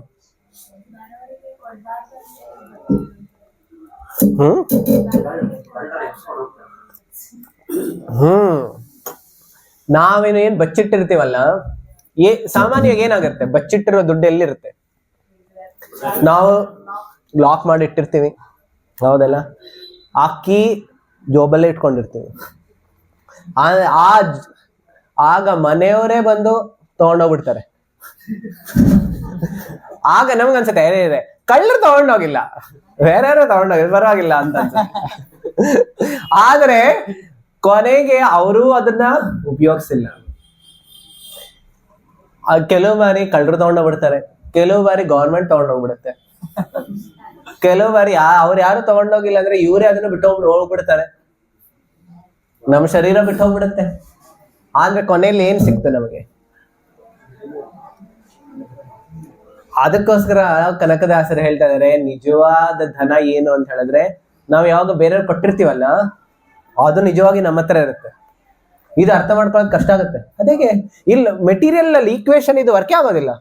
ಕೊಟ್ಟಿರೋದು ಹೇಗೆ ನಮ್ಮ ಹತ್ರ ಇರುತ್ತೆ ಅಂತ ಯಾರಾದ್ರೂ ಇದರ ವಿಶ್ಲೇಷಣೆ ಹೇಳ್ಬೋದು? ಓಕೆ, ಪುಣ್ಯ ಬರುತ್ತೆ. Very good. ಈಗಿನ ಕಾಲದಲ್ಲಿ ಕೆಲವರೆಲ್ಲರೂ ಯಾಕೆ ಶ್ರೀಮಂತ ಕುಟುಂಬದಲ್ಲಿ ಜನ್ಮ ಪಡಿತಾರೆ? ಹಿಂದಿನ ಜನ್ಮದಲ್ಲಿ ಮಾಡಿರೋದು ಈಗಿನ ಕಾಲದಲ್ಲಿ ಈಗ ಸಿಗ್ತಾ ಇದೆ ಅವ್ರಿಗೆ. ಅದು ಸಿಗೋವಾಗ ಹೆಂಗ್ ಸಿಗುತ್ತೆ? ವಿತ್ ಕಾಂಪೌಂಡ್ ಇಂಟ್ರೆಸ್ಟ್ ಸಿಗುತ್ತೆ. ಹೇಳ್ತಾರೆ ಅದಷ್ಟೇ ಅಲ್ಲ, ಈ ಜಗತ್ತಿನಲ್ಲಿ ಕೊಟ್ಟದ್ದು ಯಾವಾಗ್ಲೂ ವೇಸ್ಟ್ ಆಗೋದಿಲ್ಲ. ನೀವು ತುಂಬಾ ಕಡಿಮೆ ರಿಟರ್ನ್ಸ್ ಎಲ್ಲಿಂದ ಬರುತ್ತೆ ಅಂದ್ರೆ, ಯಾರು ಅನಧಿಕಾರಿ ಇರ್ತಾರೆ, ಯೋಗ್ಯಕ್ಕೆ ಅಧಿಕಾರಿ ಇಲ್ಲ, ದಾನ ಪಡ್ಕೊಳ್ಳೋದಕ್ಕೆ ಅಧಿಕಾರ ಇಲ್ಲ, ಯಾರ್ಯಾರು ಕುಡುಕ ಇದ್ದಾನೆ, ನೀವು ದುಡ್ಡು ಕೊಟ್ಟರು ಅದು ಮತ್ತೆ ವಾಪಸ್ ಬಂದೇ ಬರುತ್ತೆ. ಅಷ್ಟೇ. ಆದ್ರೆ ಉತ್ತಮವಾದಂತ ವ್ಯಕ್ತಿಗಳಿಗೆ ಕೊಟ್ರೆ ಏನಾಗುತ್ತೆ, ಅದು ಮಲ್ಟಿಪಲ್ ರಿಟರ್ನ್ಸ್ ಬರುತ್ತೆ. ಈಗ 10 ಪಟ್ಟು ಬರುತ್ತೆ, ಕೆಲವು ಬಾರಿ 100 ಪಟ್ಟು ಬರುತ್ತೆ. ಅದೇ ಭಗವಂತನ ಸೇವೆನಲ್ಲಿ ಕೊಟ್ರೆ ಲಕ್ಷಾಂತರ ಪಟ್ಟು ಬರುತ್ತೆ. ಆ ಲಕ್ಷಾಂತರ ಪಟ್ಟು ಎಷ್ಟು ಬರುತ್ತೆ ಅಂತ ಹೇಳಿದ್ರೆ, ಭಗವಂತ ಹೇಳ್ತಾರೆ ನಮ್ಗೆ ಅಲ್ಲಿ ಚಿನ್ನದ ಮನೆ ಕಟ್ಟಿಸ್ತಾರೆ, ಇಲ್ಲಿ ನಾವು ಮಣ್ಣಿಂದು ಸಿಮೆಂಟ್ ಇಂದ ಕಟ್ಟಿಸ್ತಾ ಇದೀವಿ. ಆದ್ರೆ ಕಟ್ಸೋದಕ್ಕೆ ಎಷ್ಟು ಪರಿಶ್ರಮ, ಆಮೇಲೆ ಅದು ಬಿದ್ದೋಗ್ಬಿಡುತ್ತೆ. ಆದ್ರೆ ಭಗವಂತ ಅಲ್ಲಿ ಚಿನ್ನದ ಮನೆ ಕಟ್ಟಿಸ್ತಾರೆ, ಶಾಶ್ವತ ಅಂತ ಮನೆ ಕಟ್ಟಿಸ್ತಾರೆ. ಅದಕ್ಕೋಸ್ಕರ ಇದು ಭೌತಿಕ ಲೆಕ್ಕಾಚಾರದಿಂದ ನಾವ್ ಯಾವಾಗ ನೋಡ್ತೀವಿ, ಈ ಸಂಪೂರ್ಣ ಜಗತ್ತು ಉಲ್ಟಾ ಪಲ್ಟಾನೇ ನಮಗೆ ಗೊತ್ತಾಗುತ್ತೆ. ಆದ್ರೆ ಆಧ್ಯಾತ್ಮಿಕ ದೃಷ್ಟಿಯಿಂದ ಮಾತ್ರ ನಮಗೆ ಎಲ್ಲಾ ಪ್ರಶ್ನೆಗಳಿಗೆ ಉತ್ತರ ಸಿಗುತ್ತೆ, ಸಂಶಯಗಳೆಲ್ಲ ದೂರ ಆಗುತ್ತೆ. ಅದಕ್ಕೋಸ್ಕರ ಇಲ್ಲಿ ಹೇಳ್ತಾ ಇದ್ರೆ, ಈ ಎಲ್ಲಾ ಬಡಪಾಯಿಗಳನ್ನು, ಅಜ್ಞಾನಿಗಳನ್ನು, ಮೂರ್ಖರನ್ನು ನೋಡಿ ಎಷ್ಟು ತುಂಬಾ ವಿಶೇಷವಾದಂತ ಶಬ್ದಗಳು ಉಪಯೋಗಿಸ್ತಾ ಇದ್ದಾರೆ. ಯಾರು? ಪ್ರಹ್ಲಾದ್ ಮಹಾರಾಜರು ನಮ್ಮೆಲ್ಲರಿಗೂ ತುಂಬಾ ಒಳ್ಳೆ ಶಬ್ದಗಳಿಂದ ಬೋಧನೆ ಮಾಡ್ತಾ ಇದ್ದಾರೆ, ಸಂಬೋಧನೆ ಮಾಡ್ತಾರೆ. ಏನ್ ಹೇಳ್ತಾ ಇದ್ದಾರೆ? 3 ಶಬ್ದಗಳು. ಏನೆಲ್ಲ ಹೇಳಿದ್ರು? ಅಜ್ಞಾನಿಗಳು, ಮೂರ್ಖರು, ಆಮೇಲೆ ಬಡಪಾಯಿಗಳು. ಇವರೆಲ್ಲರೂ ನಾವು ಅಂತ ಹೇಳ್ತಾರೆ. ಇವರನ್ನೆಲ್ಲ ಹೊರಪಡಿಸಿ ನನಗೊಬ್ಬನಿಗೆ ಬಿಡುಗಡೆ ದೊರಕುವುದು ನನಗೆ ಸರ್ವಥಾ ಸಮ್ಮತಿ ಇಲ್ಲ ಹೇಳ್ತಾ ಇದಾರೆ. ಇವರೆಲ್ಲರೂ ಇಲ್ಲಿ ನರಳ್ತಾ ಇರೋದನ್ನ ಬಿಟ್ಟು, ಅವರನ್ನೆಲ್ಲ ನಾನು ಹಾಗೆ ನರಳೋದು ಬಿಟ್ಬಿಟ್ಟು ನಾನು ಹೇಗೆ ನಿಮ್ಮ ಧಾಮಕ್ಕೆ ಬಂದ್ಬಿಡ್ಲಿ? ನನಗಿದು ಇಷ್ಟ ಇಲ್ಲ, ಇದು ನನ್ನ ಸ್ವಾರ್ಥ ಹೋಗ್ಬಿಡತ್ತೆ. ಇವ್ರನ್ನೆಲ್ಲ ಈ ರೀತಿ ನರಳ್ತಾ ಇರೋದನ್ನ ನೋಡಿ ನಾನು ಹೇಗೆ ಬರ್ಲಿ? ಕೃಷ್ಣ ಪ್ರಜ್ಞೆ ಇಲ್ಲದೆ, ನಿನ್ನ ದಿವ್ಯ ಚರಣ ಕಮಲಗಳ ಆಶ್ರಯ ಪಡೆಯದೆ ವ್ಯಕ್ತಿಯು ಸಂತೋಷವನ್ನು ಪಡೆಯಲಾರ ಎಂದು ನನಗೆ ತಿಳಿದಿದೆ. ಆದ್ದರಿಂದ ಅವರೆಲ್ಲರನ್ನು ಮರಳಿ ನಿನ್ನ ದಿವ್ಯ ಪಾದ ಕಮಲಗಳ ಆಶ್ರಯಕ್ಕೆ ತರಲು ನಾನು ಬಯಸುತ್ತೇನೆ. ಪ್ರಹ್ಲಾದ್ ಮಹಾರಾಜರ ಧೋರಣೆ, ಅವರ ಜೀವನದಲ್ಲಿ ಇರುವಂತಹ ವಿಶ್ವಾಸ ಏನು, ನಿಷ್ಠೆ ಏನು ಅಂತ ಹೇಳಿದ್ರೆ, ನಾನು ಬರೀ ಭಗವಂತನ ನಾಮಕ್ಕೆ ಬರೋದಿಲ್ಲ, ನನ್ನ ಜೊತೆ ಏನ್ ಮಾಡ್ತೀನಿ, ಇನ್ನು 100 ಜನರನ್ನ ಕರ್ಕೊಂಡ್ ಬರ್ಬೇಕು ನಾನು. ಈ ಜಗತ್ತಿನಲ್ಲಿ ಕೆಲವರು ಇದೇ ರೀತಿ ಇರ್ತಾರೆ, ನಾನೊಬ್ನೇ ನರಕಕ್ಕೆ ಹೋಗೋದಿಲ್ಲ, ಕರ್ಕೊಂಡು ಇವರೆಲ್ಲಾರು ಕರ್ಕೊಂಡು ಹೋಗ್ತಾರೆ. ಹೌದಲ್ಲ? ಕುಡಿಯೋಗಿದ್ರೆ ನಾನು ಯಾಕೆ ಒಬ್ಬ ಕುಡಿಬೇಕು? ಅಕ್ಕಪಕ್ಕದಲ್ಲಿರೋರ್ಗೆಲ್ಲರಿಗೂ ಕುಡಿಸ್ತೀನಿ, ಹೌದಲ್ಲ? ಜೈಲ್ಗೆ ಹೋಗ್ಬೇಕಾದ್ರೆ ನಾನೊಬ್ನೇ ಯಾಕೆ ಹೋಗ್ಬೇಕು? ಎಲ್ಲರಿಗೂ ಕರ್ಕೊಂಡು ಹೋಗ್ತೀನಿ ನಾನು. ಆದ್ರೆ ಪ್ರಹ್ಲಾದ್ ಮಹಾರಾಜರ ಧೋರಣೆ ಇನ್ನೂ, ಅವ್ರು ಹೇಳ್ತಾರೆ ನಾನು ಯಾಕೆ ಒಬ್ಬನೇ ಭಗವಂತನ ಧಾಮಕ್ಕೆ ಹೋಗ್ಬೇಕು, ಹೋಗಾಗಿದ್ರೆ ಎಲ್ಲರನ್ನೂ ಕರ್ಕೊಂಡು ಹೋಗ್ತೇನೆ. ಅದಕ್ಕೋಸ್ಕರ ಅವ್ರು ಏನೆಲ್ಲ ಕಷ್ಟ ಪರಿಶ್ರಮ ನೋಡಿ. ಯಾವ ರೀತಿ ಇರ್ತಾ ಇದ್ದಿದ್ರೆ, ಹಿರಣ್ಯಕಶಿಪು ಎಷ್ಟು ಕಷ್ಟ ಕೊಡ್ತಾ ಇದಾರೆ, ಆದ್ರೂ ಆ ಹಿರಣ್ಯಕಶಿಪುಗೆ ಉದ್ಧಾರಕ್ಕೋಸ್ಕರ ಪ್ರಹ್ಲಾದ್ ಮಹಾರಾಜ ಪ್ರಾರ್ಥನೆ ಮಾಡ್ತಾ ಇದ್ದಾರೆ ನರಸಿಂಹದೇವರಿಗೆ. ಎಷ್ಟು ಅದ್ಭುತವಾಗಿರುವಂತಹ ಭಾವನೆ ನೋಡಿ. ಪ್ರಭುಪಾದರ ಭಾವಾರ್ಥ ಇದೆಯಲ್ಲ, ಇದಿನ್ನೂ ರುಚಿಕರವಾಗಿದೆ, ಇನ್ನೂ ಆಹ್ಲಾದಕರ. ಎಷ್ಟೊಂದು ಭಾವ ಪ್ರಭುಪಾದರ ಜ್ಞಾನ ಈ ಭಾವಾರ್ಥದಲ್ಲಿ ತುಂಬಿದೆ. ನಾನು ಒಂದೊಂದು ವಾಕ್ಯಗಳನ್ನು ಓದ್ತೀನಿ, ತಾವೆಲ್ಲರೂ ಕೇಳಿಸ್ಕೊಳ್ಳಿ. ಇದು ವೈಷ್ಣವನ, ಭಗವಂತನ ಶುದ್ಧ ಭಕ್ತನ ನಿರ್ಧಾರ. ನಾವೆಲ್ಲರೂ ವೈಷ್ಣವರಾಗ್ತಾ ಇದ್ದೀವಿ ಅಂತ ಹೇಳಿದ್ರೆ ನಮ್ಮ ಭಾವನೆಗಳು ಈ ರೀತಿ ಇರಬೇಕು ಅಂತ ಹೇಳ್ತಾರೆ. ಅಂದ್ರೆ ನಾವು ವೈಯಕ್ತಿಕ ಬರೀ ನಮ್ಮ ಒಂದು ಉದ್ಧಾರಕ್ಕೋಸ್ಕರ ನಾವು ಕೆಲಸ ಮಾಡೋದಿಲ್ಲ. ನಾವೇನ್ ಮಾಡ್ತಾ ಇದೀವಿ? ಬೇರೆಯವ್ರಿಗೋಸ್ಕರನೂ ಮಾಡ್ತಾ ಇದೀವಿ. ಒಂದು ಪ್ರಶ್ನೆ ಬರುತ್ತೆ, ನಾನು ಈ ಸನ್ನಿವೇಶದಲ್ಲಿ ಪ್ರಭುಪಾದರು ಯಾಕೆ ಇಷ್ಟೊಂದು ಪುಸ್ತಕಗಳನ್ನ ಬರೆದ್ರು? ನೋಡಿ, ಪ್ರಭುಪಾದರು 70ನೇ ವಯಸ್ಸಿನಲ್ಲಿ ಪ್ರಭುಪಾದರ ಪುಸ್ತಕಗಳನ್ನ ಬರೆಯೋದು, ಆಮೇಲೆ ಪಾಶ್ಚಾತ್ಯ ದೇಶಕ್ಕೆ ಹೋಗೋದು ಪ್ರಭುಪಾದರು ಪ್ಲಾನ್ ಮಾಡೋದು. ಈಗಿನ ಕಾಲದಲ್ಲೂ ಪ್ಲಾನ್ ಮಾಡ್ತಾ ಇದಾರೆ, ನಾನು ಅಮೆರಿಕಾಗ್ ಹೋಗ್ಬೇಕು, ನಾನು ಅಲ್ಲಿ ಪರ್ಮನೆಂಟ್ ಸೆಟಲ್ ಆಗ್ಬೇಕು, ಈಗಲೂ ಪ್ಲಾನ್ ಮಾಡ್ತಾ ಇದಾರೆ. ಆದ್ರೆ ಪ್ರಭುಪಾದರು ಈ ರೀತಿ ಪ್ಲಾನ್ ಮಾಡೋದ್ರಲ್ಲೂ ಮತ್ತೆ ನಾವೆಲ್ಲರೂ ಪ್ಲಾನ್ ಮಾಡೋದ್ರಲ್ಲಿ ಏನ್ ವ್ಯತ್ಯಾಸ ಇದೆ? ಸ್ವಲ್ಪ ಜೋರಾಗಿ ಹೇಳಿ. ನಮ್ಮ ವೈಯಕ್ತಿಕ ಸ್ವಾರ್ಥ ಇದೆ. ನಮ್ಗೆ ಅನ್ನಿಸ್ತಾ ಇದೆ, ನಾನು ಅಲ್ಲಿಗೆ ಹೋದ್ರೆ ಎಂಜಾಯ್ ಮಾಡೋದು ಅಂತ. ಆದರೆ ಪ್ರಭುಪಾದರು ಅಲ್ಲಿಗೆ ಹೋಗಿ ಇನ್ನೂ ಕಷ್ಟಪಟ್ರು. ಭಾರತದಲ್ಲಿದ್ದಾಗ ಅವ್ರು ತುಂಬಾ ಆರಾಮಾಗಿದ್ರು. ನೋಡಿ, ಅದು ಅಷ್ಟೇ ಅಲ್ಲ, ನಾವು ನಮಗೋಸ್ಕರ ಕಷ್ಟ ಪಡೋದೇ ನಮ್ಗೆ ಕಷ್ಟ.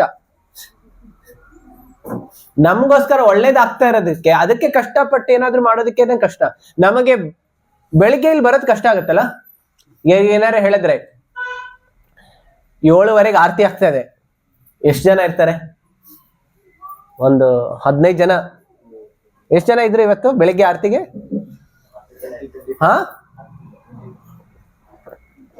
20 ಜನ ಇದ್ರು ಅಂದೆ. ನಮಗೇನೆ ಬೆಳಿಗ್ಗೆ ಬರೋದ್ ಕಷ್ಟ. ಯಾಕೆ?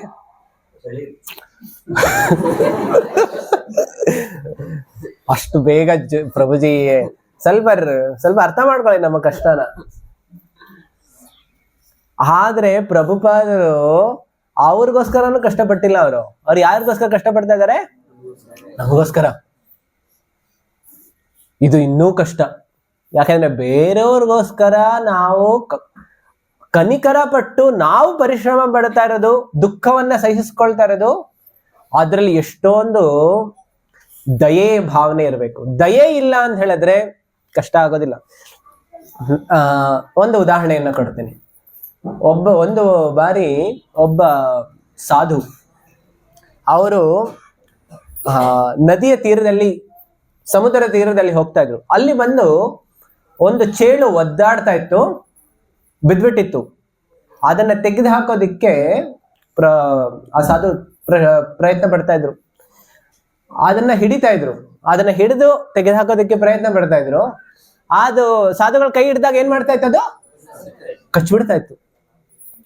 ಅವ್ರು ಕಚ್ಚಿದ ತಕ್ಷಣ ಎಷ್ಟೊಂದು ನೋವಾಗುತ್ತೆ. ಯಾರು ಚೇಳಿಂದ ಕಚ್ಚಿಸ್ಕೊಂಡಿದ್ದೀರಿ? ಹೇಗಿರುತ್ತೆ? ಗುಲಾಬ್ ಜಾಮೂನ್ ತಿಂದಾಗಿರುತ್ತೆ.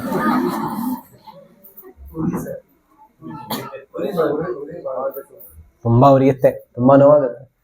ಆ ಸಾಧುಗಳು ಅದು ಕಚ್ಚಿದ ತಕ್ಷಣ ಬಿಟ್ಬಿಟ್ರು. ಆಮೇಲೆ ಮತ್ತೆ ತಗೊಳ್ಳೋದಕ್ಕೆ ಪ್ರಯತ್ನ ಪಟ್ರು, ಮತ್ತೆ ಕಚ್ಬಿಡ್ತು. ಮತ್ತೆ ತಗೊಳ್ಳೋದಕ್ಕೆ ಪ್ರಯತ್ನ ಪಟ್ರು, ಮತ್ತೆ ಕಚ್ತಾ ಇತ್ತು. ಮತ್ತೊಬ್ರು ಬಂದು ಹೇಳ್ತಾರೆ, ಅರೇ ಇದು ನೋಡಿ, ನೀವು ಅದಕ್ಕೆ ರಕ್ಷಣೆ ಕೊಡೋದಕ್ಕೆ, ಕಾಪಾಡೋದಕ್ಕೋಸ್ಕರ ಮಾಡ್ತಾ ಇದೀರಿ, ಅದು ನಿಮ್ಗೆ ಕಚ್ತಾ ಇದೆ. ಯಾಕೆ ಎಷ್ಟೊಂದು ಪ್ರಶ್ನೆ ಮಾಡ್ತಾ ಇದ್ರಿ? ಒದ್ದಾಡ್ಲಿ ಬಿಡಿ. ಆ ಸಾಧುಗಳು ಹೇಳಿದ್ರು, ಆ ಚೇಳಿನ ಲಕ್ಷಣ ಏನು? ಕಚ್ಚೋದು. ಸಾಧುವಿನ ಲಕ್ಷಣ ಏನು? ದಯೆಯನ್ನು ತೋರಿಸೋದು. ಅದಕ್ಕೋಸ್ಕರ ಅದು ಅದರ ಧರ್ಮವನ್ನು ಬಿಟ್ಟಿಲ್ಲ. ನಾನು ಯಾಕೆ ನನ್ನ ಧರ್ಮವನ್ನ ಬಿಡ್ಬೇಕು? ಪ್ರಭುಪಾದರು ಈ ರೀತಿ ಎಷ್ಟು ಕಠಿಣ ಪರಿಶ್ರಮ, ದುಃಖಗಳನ್ನ ಅನುಭವಿಸ್ತಾ ಅವರು ದಯೆಯನ್ನು ತೋರಿಸೋದನ್ನ ಬಿಟ್ಟಿಲ್ಲ. ಯಾಕೆಂತ ಹೇಳಿದ್ರೆ, ಭಗವಂತನ ಪ್ರೀತಿಯನ್ನ ಪಡ್ಕೊಳ್ಳುವಂತಹ ತುಂಬಾ ಸುಲಭವಾದಂತಹ ಮಾರ್ಗ ಅಂತ ಹೇಳಿದ್ರು, ಭಗವಂತನ ಒಲಿಸ್ಬೇಕು ಅಂತ ಹೇಳಿದ್ರೆ, ನಾವು ಬೇರೆಯವ್ರಿಗೆ ಯಾವಾಗ ದಯೆಯನ್ನು ತೋರಿಸ್ತೀವಲ್ಲ, ಭಗವಂತ ಇನ್ನೂ ತುಂಬಾ ಖುಷಿ ಪಡ್ತಾರೆ. ಸಮುದ್ರ ಮಂಥನ ನಡೀತಾ ಇರೋವಾಗ ಯಾವಾಗ ವಿಷ ಬಂತು, ಆಗ ಭಗವಂತ ಏನ್ ಮಾಡಿದ್ರು? ಶಿವನಿಗೆ ಹೇಳಿದ್ರು. ಶಿವ ಏನ್ ಮಾಡಿದ್ರು? ಆ ಸಂಪೂರ್ಣ ವಿಷವನ್ನ ಒಟ್ಟುಗೂಡಿಸಿ ಅವ್ರು ಕೊಡ್ಬಿಟ್ರು. ಅವ್ರಿಗನ್ನಿಸ್ತು, ನಾ ವಿಷವನ್ನ ಕುಡ್ದಿಲ್ಲ ಅಂತ ಹೇಳಿದ್ರೆ ಯಾರು ಸಾಯ್ತಾರೆ? ಎಲ್ಲ ಜೀವಿಗಳು ಸಾಯ್ತಾರೆ. ನಾ ವಿಷವನ್ನು ಒಳಗಡೆ ಹಾಕೊಂಡ್ರೆ ನನ್ಗೂ ತೊಂದ್ರೆ. ಒಳಗಡೆ ಯಾಕೆಂದ್ರೆ ಪರಮಾತ್ಮ ಇದ್ದಾರೆ, ಅಲ್ಲೂ ಕಳ್ಸೋದಿಲ್ಲ ನಾನು. ಅದಕ್ಕೋಸ್ಕರ ಏನ್ ಮಾಡಿದ್ರು? ಗಂಡೆಲ್ಲ ಇಟ್ಕೊಂಡ್ಬಿಟ್ರು. ಅಂತ ಹೇಳಿದ್ರೆ ಭಕ್ತರು ಅಂತ ಹೇಳಿದ್ರೆ ಏನು? ವೈಷ್ಣವರು, ಸಾಧುಗಳು ಅಂತ ಹೇಳಿದ್ರೆ ಏನು? ಅವರು ಕಷ್ಟವನ್ನು ಯಾರಿಗೋಸ್ಕರ ಸಹನೆ ಮಾಡ್ಕೊಳ್ತಾರೆ? ಬೇರೆಯವ್ರಿಗೆ ಒಳ್ಳೇದು ಮಾಡೋದಕ್ಕೋಸ್ಕರ ಸಹನೆ ಮಾಡ್ಕೊಳ್ತಾರೆ. ಅಂದ್ರೆ ನಾವು ವೈಷ್ಣವ ಪಂಥದಲ್ಲಿ ನಾವು ಯಾವಾಗ ಮುಂದುವರಿತಾ ಇರ್ತೀವಿ, ನಾವು ಸ್ವಲ್ಪ ಆದ್ರೂ ಬೇರೆಯವರ ಕಷ್ಟವನ್ನ, ಅಟ್ಲೀಸ್ಟ್ ನಮಗೋಸ್ಕರ ಆದ್ರೂ ನಾವು ಸ್ವಲ್ಪ ತಪಸ್ಸೆ ಮಾಡ್ಬೇಕಾಗತ್ತೆ, ನಮ್ಗೆ ಒಳ್ಳೇದು ಮಾಡೋದಕ್ಕೋಸ್ಕರ. ಹೌದಲ್ಲ? ಕೆಲವರು ಹೇಳ್ತಾರೆ, ಪ್ರಭುಪಾದ ಹೇಳಿದ್ರು, ಈ ಇಸ್ಕಾನ್ ಸಂಸ್ಥೆನಲ್ಲಿ ಒಂದೇ ಒಂದು ತಪಸ್ಸೆ ನಾವು ಕೇಳ್ತಾ ಇದೀವಿ ಭಕ್ತರಿಗೆ. ಏನ್ ತಪಸ್ಸೆ? ನಾಮಸ್ಮರಣೆ ಮಾಡ್ಬೇಕು. ಆಮೇಲೆ ನಾಮಸ್ಮರಣೆ ಯಾವಾಗ ಮಾಡ್ಬೇಕು ಅಂತ ಹೇಳ್ತಾರೆ? ಮುಂಜಾನೆ ಮಾಡ್ಬೇಕು ಅಂತ ಹೇಳ್ತಾ ಇದಾರೆ. ಒಂದೇ ಒಂದು ತಪಸ್ಯ, ಬೆಳಿಗ್ಗೆ ಎದ್ದು ನಾವು ಹರಿನಾಮದ ಜಪವನ್ನ ಮಾಡ್ಬೇಕು. ಆ ಜಪವನ್ನ ಮಾಡ್ತಾ ಮಾಡ್ತಾ ಏನ್ ಬರುತ್ತೆ, ನಮಗೆ ಶಕ್ತಿ ಸಿಗುತ್ತೆ. ಬೇರೆಯವರಿಗೆ ದಯೆ ಕೊಡುವ ತೋರಿಸುವಂತಹ ಶಕ್ತಿನೂ ನಮಗೆ ಬರುತ್ತೆ. ಇದು ನಾವು ಆರ್ಟಿಫಿಷಿಯಲ್ ಆಗಿ ಮಾಡೋದಕ್ಕಾಗೋದಿಲ್ಲ. ಅದಕ್ಕೋಸ್ಕರ ಏನ್ ಮಾಡ್ಬೇಕಾಗುತ್ತೆ, ನಮ್ಮ ಸಾಧನೆ ನಡೀತಾ ಇದ್ರೆ ಏನಾಗುತ್ತೆ, ನಮಗೆ ಬೇರೆಯವ್ರಿಗೆ ದಯೆ ಕೊಡುವಂತ ಶಕ್ತಿನ ನಮಗೆ ಬರುತ್ತೆ. ಅದಕ್ಕೋಸ್ಕರ ಪ್ರಭುಪಾದರು ಹೇಳ್ತಾ ಇದ್ದಾರೆ, ಇದು ವೈಷ್ಣವನ ಭಗವಂತನ ಶುದ್ಧ ಭಕ್ತನ ನಿರ್ಧಾರ. ಅವನಷ್ಟಕ್ಕೆ ಅವನಿಗೆ ಯಾವ ಸಮಸ್ಯೆಗಳೂ ಇಲ್ಲ. ವೈಷ್ಣವರಿಗೆ ನಿಜವಾಗಿಯೂ ತೊಂದರೆ ಅನ್ನುವಂಥದ್ದು ಇರೋದಿಲ್ಲ ಜಗತ್ತಿನಲ್ಲಿ. ಯಾಕೆ? ಅವರು ಭಗವಂತನಲ್ಲಿ ಇರ್ತಾರೆ. ಏನೇ ಬರ್ತಾ ಇದ್ರು ಅದು ಭಗವಂತ ನನಗೆ ಕೊಡ್ತಾ ಇರೋಂಥದ್ದು. ಇದು ಭಗವಂತನ ಅವ್ರ ಕೈಯಿಂದ ನನಗೆ ಸುಖ ದುಃಖಗಳು ಬರ್ತಾ ಇದೆ, ಭಗವಂತನಿಂದ ಬರ್ತಾ ಇದೆ. ಅದಕ್ಕೋಸ್ಕರ ಅವ್ರಿಗೆ ಪರಿವೇ ಇರೋದಿಲ್ಲ. ಅದಷ್ಟೇ ಅಲ್ಲ, ಅವನು ಈ ಭೌತಿಕ ಜಗತ್ತಿನ ಇರಬೇಕಾಗಿ ಬಂದರೂ ಚಿಂತೆ ಇಲ್ಲ. ಏಕೆಂದರೆ ಅವನ ಏಕೈಕ ವೃತ್ತಿ ಸದಾ ಕೃಷ್ಣ ಪ್ರಜ್ಞೆಯಲ್ಲಿ ಇರುವುದು. ಕೃಷ್ಣ ಪ್ರಜ್ಞೆಯಲ್ಲಿರುವ ವ್ಯಕ್ತಿಯು ನರಕಕ್ಕೆ ಬೇಕಾದರೂ ಹೋಗಿ ಅಲ್ಲಿ ಕೂಡ ಸಂತೋಷವಾಗಿರಬಹುದು. ಎಷ್ಟು ಜನ ರೆಡಿ ಇದ್ರಿ ಬುಕ್ ಡಿಸ್ಟ್ರಿಬ್ಯೂಷನ್ ಮಾಡೋದಕ್ಕೆ ನರಕದಲ್ಲಿ? ಯಾರು ಇಲ್ಲ, ಒಬ್ರು ಇಲ್ಲ.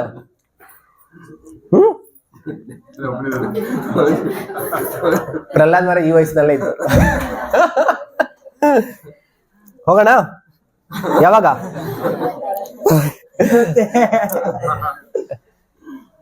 Thank you. ಹರೇ ಕೃಷ್ಣ. ಹೇಳ್ತಾರೆ ನರಕದಲ್ಲೂ ಹೋದ್ರೂ ಚಿಂತೆ ಇಲ್ಲ ಅಂತ ಹೇಳ್ತಾರೆ. ಕೆಲವರು ಹೇಳ್ಬೋದು ಆಕ್ಚುಲಿ ನೋಡಕ್ ಹೋದ್ರೆ ಭೌತಿಕ ಜಗತ್ತು ಒಂದು ನರಕನೇ. ನಾವೇನಾದ್ರೂ ಹೋಗಿ ಇಲ್ಲಿ ಯಾಕೆ ಇದು ನರಕ? ದುಃಖಾಲಯ. ನರಕ ಅಂದ್ರೆ ಏನು? ದುಃಖ. ಕಲಿಯುಗ ಅಂತ ಹೇಳಿದ್ರೆ ದುಃಖ ಹೆಚ್ಚಾಗ್ತಾ ಇದೆ. ಅದಕ್ಕೋಸ್ಕರ ಇದು ಒಂದು ನರಕನೇ. ನರಕ ಸದೃಶವಾಗಿಯೇ ಹೆಚ್ಚು ಕಲಿಯುಗ ಬೆಳೀತಾ ಇದ್ರೆ ನರಕ ಸದೃಶನೇ ಆಗ್ಬಿಡುತ್ತೆ. ಹೇಳ್ತಾ ಇದ್ರೆ ನರಕಕ್ಕೂ ಬೇಕಾದ್ರೆ ಹೋಗ್ತೀನಿ ನಾನು.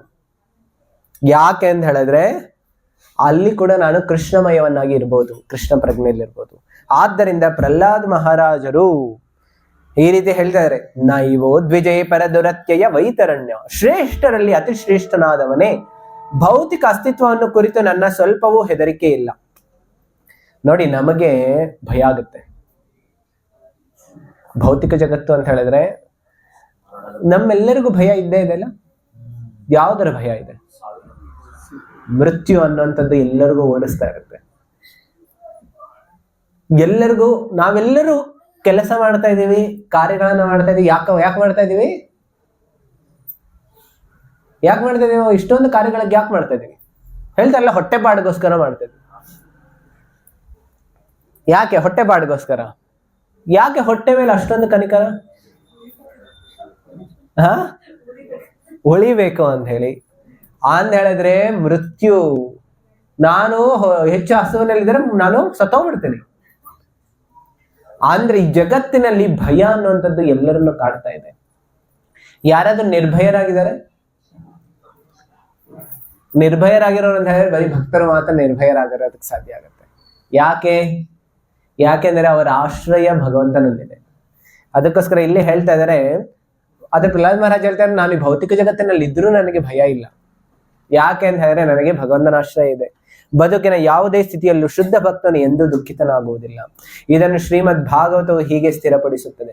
ತಾವೆಲ್ಲರೂ ಹೇಳಿ, ನಾರಾಯಣ ಪರಾ ಸರ್ವೇ ನ ಕುತಶ್ಚನ ಬಿಭ್ಯತಿ ಸ್ವರ್ಗಾಪವರ್ಗ ನರಕೇಶು ಅಪಿತುಲ್ಯಾರ್ಥದರ್ಶಿನಃ. ದೇವೋತ್ತಮ ಪರಮ ಪುರುಷ ನಾರಾಯಣನ ಭಕ್ತಿ ಸೇವೆಯಲ್ಲಿ ನಿರತರಾಗಿರುವ ಭಕ್ತರು ಬದುಕಿನ ಯಾವುದೇ ಪರಿಸ್ಥಿತಿಯಲ್ಲೂ ಹೆದರುವುದಿಲ್ಲ.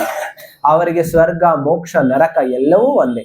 ಏಕೆಂದರೆ ಅಂತಹ ಭಕ್ತರು ಭಗವಂತನ ಸೇವೆಯಲ್ಲಿ ಮಾತ್ರ ಆಸಕ್ತರು. ಭಕ್ತನಿಗೆ ಸ್ವರ್ಗಲೋಕದಲ್ಲಿರುವುದು, ನರಕ ಲೋಕದಲ್ಲಿ ಇರುವುದು ಒಂದೇ ರೀತಿಯಾಗಿರುತ್ತದೆ. ಏಕೆಂದರೆ ಭಕ್ತನು ಸ್ವರ್ಗದಲ್ಲೂ ಬದುಕಿರುವುದಿಲ್ಲ, ನರಕದಲ್ಲೂ ಬದುಕಿರುವುದಿಲ್ಲ. ಎಲ್ಲಿ ಬದುಕಿರ್ತಾನೆ ಅವನು? ಆಧ್ಯಾತ್ಮಿಕ ಕೃಷ್ಣ ಪ್ರಜ್ಞೆಯಲ್ಲಿ ಬದುಕಿರುತ್ತಾನೆ. ಪ್ರಭುಪಾದರು ಹೇಳ್ತಾ ಇದ್ರು, ನನ್ನ ಎಲ್ಲಾ ಮಂದಿರಗಳು ಏನು? ವೃಂದಾವನ್, ವೈಕುಂಠ ಅಂತ ಹೇಳ್ತಾ ಇದ್ರು. ಅಂದ್ರೆ ಈ ಭೌತಿಕ ಜಗತ್ತಿನಲ್ಲಿ ಈಗ ಕೆಲವರು ಎಲ್ಲ ನೋಡಿರ್ಬೋದಲ್ಲ, ಭಾರತ ದೇಶದಲ್ಲಿ ಯಾವಾಗ ಎಷ್ಟೊಂದು ಎಂಬಸಿ ಇರುತ್ತೆ, ಯಾರು ವೆಸ್ಟರ್ನ್ ಕಂಟ್ರೀಸ್, ಫಾರಿನ್ ಕಂಟ್ರೀಸ್ಗೆ ಹೋಗ್ಬೇಕಂದ್ರೆ ಏನಿರುತ್ತೆ, ಅವ್ರು ಅಲ್ಲೋಗಿ ಇಂಟರ್ವ್ಯೂ ಕೊಡ್ಬೇಕಾಗತ್ತೆ. ಅಮೆರಿಕನ್ ಎಂಬಸಿ ಇರುತ್ತೆ, ಆಸ್ಟ್ರೇಲಿಯನ್ ಎಂಬಸಿ, ಹೌದಲ್ಲ ಅವರಿಗೆ? ಅದನ್ನೆಲ್ಲ ಅಲ್ಲಿ ಅವರು ಇಂಟರ್ವ್ಯೂ ಪಾಸ್ ಮಾಡಿದ್ರೆ ಅಲ್ಲಿ ಯಾವ ರೂಲ್ಸ್ ಅಪ್ಲೈ ಆಗುತ್ತೆ ಆ ಎಂಬಸಿನಲ್ಲಿ? ಆ ಕಂಟ್ರಿ ರೂಲ್ಸ್ ಅಪ್ಲೈ ಆಗುತ್ತೆ. ಅದೇ ರೀತಿ ಭೌತಿಕ ಜಗತ್ತಿನಲ್ಲೂ ಅಷ್ಟೇ ಆಧ್ಯಾತ್ಮಿಕ ಎಂಬಸಿಗಳಿರುತ್ತೆ. ಅದ್ಯಾವ್ದದು? ದೇವಸ್ಥಾನಗಳು. ನಿಮ್ಗೆ ಇಲ್ಲಿ ಮಂದಿರಕ್ಕೆ ಬಂದಿರುವಾಗ ಮನಸ್ಸು ಹೇಗಿರುತ್ತೆ? ಶಾಂತವಾಗಿರುತ್ತೆ, ಆನಂದವಾಗಿರುತ್ತೆ. ಇಲ್ಲಿ ಯಾವುದೇ ರೀತಿಯ ಭಯ ಇರೋದಿಲ್ಲ. ಈಗ ಎಲ್ಲಾ ನಮ್ಮ ದುಃಖಗಳು ಎಲ್ಲವೂ ಹೋಗ್ಬಿಟ್ಟಿದೆ, ಹೌದಲ್ಲ? ಯಾಕೆ ಈ ಅನುಭವ ಆಗ್ತಾ ಇದೆ? ಯಾಕೆಂದ್ರೆ ನಾವು ಭಗವಂತನ ಆಧ್ಯಾತ್ಮಿಕ ವಾತಾವರಣದಲ್ಲಿದ್ದೀವಿ. ನಾವು ಎಲ್ಲಿ ಆಧ್ಯಾತ್ಮಿಕ ವಾತಾವರಣದಲ್ಲಿ ಇರ್ತೀವಿ ಆಗ ಭೌತಿಕ ಮಾಯೆಯ ಪ್ರಭಾವ ನಮ್ಮ ಮೇಲೆ ಬೀರೋದಿಲ್ಲ. ಅದನ್ನ ಈ ಪ್ರಭುಪಾದ ಹೇಳ್ತಾ ಇದ್ರು, ನನ್ನ ಎಲ್ಲ ಮಂದಿರಗಳು ಈ ರೀತಿ ಇದೆ ಅಂತ. ಅದೇ ರೀತಿ ಭಕ್ತರು ಯಾವಾಗ್ಲೂ ಈ ಭಾವನೆಗಳಲ್ಲೇ ಇರ್ತಾರೆ. ಅದಕ್ಕೋಸ್ಕರ ಅವ್ರಿಗೆ ಭಯ ಅನ್ನುವಂಥದ್ದು ಇರೋದಿಲ್ಲ ಮತ್ತು ಶೋಕ ಅನ್ನುವಂಥದ್ದು ಇರೋದಿಲ್ಲ. ಭಕ್ತನ ಬದುಕಿನ ರಹಸ್ಯವನ್ನು ಕರ್ಮಿಗಳಾಗಲಿ ಜ್ಞಾನಿಗಳಾಗಲಿ ಅರ್ಥ ಮಾಡಿಕೊಳ್ಳಲಾರರು. ಆದ್ದರಿಂದ ಕರ್ಮಿಗಳು ಭೌತಿಕ ವಸ್ತುಗಳನ್ನು ಹೊಂದಿಸಿಕೊಂಡು ಸುಖ ಪಡಲು ಬಯಸುವರು. ಕರ್ಮಿಗಳಿಗೆ ಮತ್ತೆ ಜ್ಞಾನಿಗಳಿಗೆ ವ್ಯತ್ಯಾಸ ಯಾರಾದ್ರೂ ಹೇಳ್ಬೋದು? ಕರ್ಮಿಗಳು ಯಾರನ್ನ ಹೇಳ್ತಾರೆ, ಜ್ಞಾನಿಗಳನ್ನ ಯಾರಂತ ಹೇಳ್ತಾರೆ? ಕೇಳಿದರೆ ಯಾರಾದ್ರೂ ಈ ಶಬ್ದಗಳು? ಕರ್ಮಿಗಳಂದ್ರೆ ಯಾರು? ಕೆಲಸ ಮಾಡೋರು.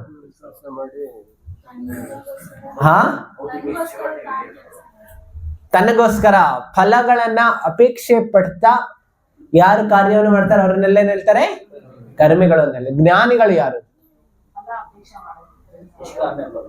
ಯಾರು ನಿಷ್ಕಾಮ ಕರ್ಮಗಳಾಗಿರ್ತಾರೆ, ಆಮೇಲೆ ಯಾರು ಭಗವಂತನ ಪಥದಲ್ಲಿ ನಡೀತಾ ಇರ್ತಾರೆ ಜ್ಞಾನಿಗಳು.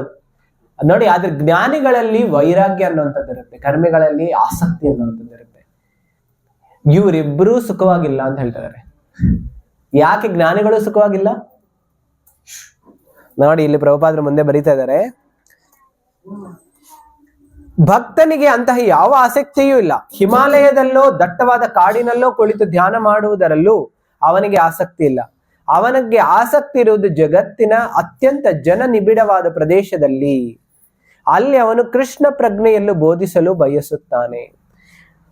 ಪ್ರಭುಪಾದರು ಯಾಕೆ ವೃಂದಾವನ್ ಬಿಟ್ಟು ಹಿಮಾಲಯಕ್ಕೆ ಹೋಗ್ಬೋದಿತ್ತಲ್ಲ? ಯಾಕೆ ಪ್ರಭುಪಾದರು ನ್ಯೂಯಾರ್ಕ್ ಹೋಗಿದ್ದು?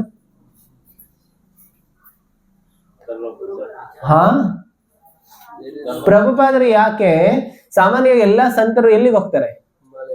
ಹಿಮಾಲಯಕ್ಕೆ ಹೋಗ್ತಾರೆ, ಹರಿದ್ವಾರ್, ಋಷಿಕೇಶ್, ಹೌದಲ್ಲ, ಕಾಶಿ, ಆಮೇಲೆ ವೃಂದಾವನ್, ಮಥುರಾ, ಜಗನ್ನಾಥ್ಪುರಿ, ಇಲ್ಲಿಗೆ ಹೋಗ್ತಾರೆ. ಆದ್ರೆ ಪ್ರಭುಪಾದರು ಇದನ್ನು ಬಿಟ್ಟು ನ್ಯೂಯಾರ್ಕ್ ಹೋಗ್ತಾ ಇದ್ರು, ಸ್ಯಾನ್ ಫ್ರಾನ್ಸಿಸ್ಕೋ ಹೋದ್ರು, ಲಂಡನ್ಗೆ ಹೋದ್ರು. ಯಾಕೆ?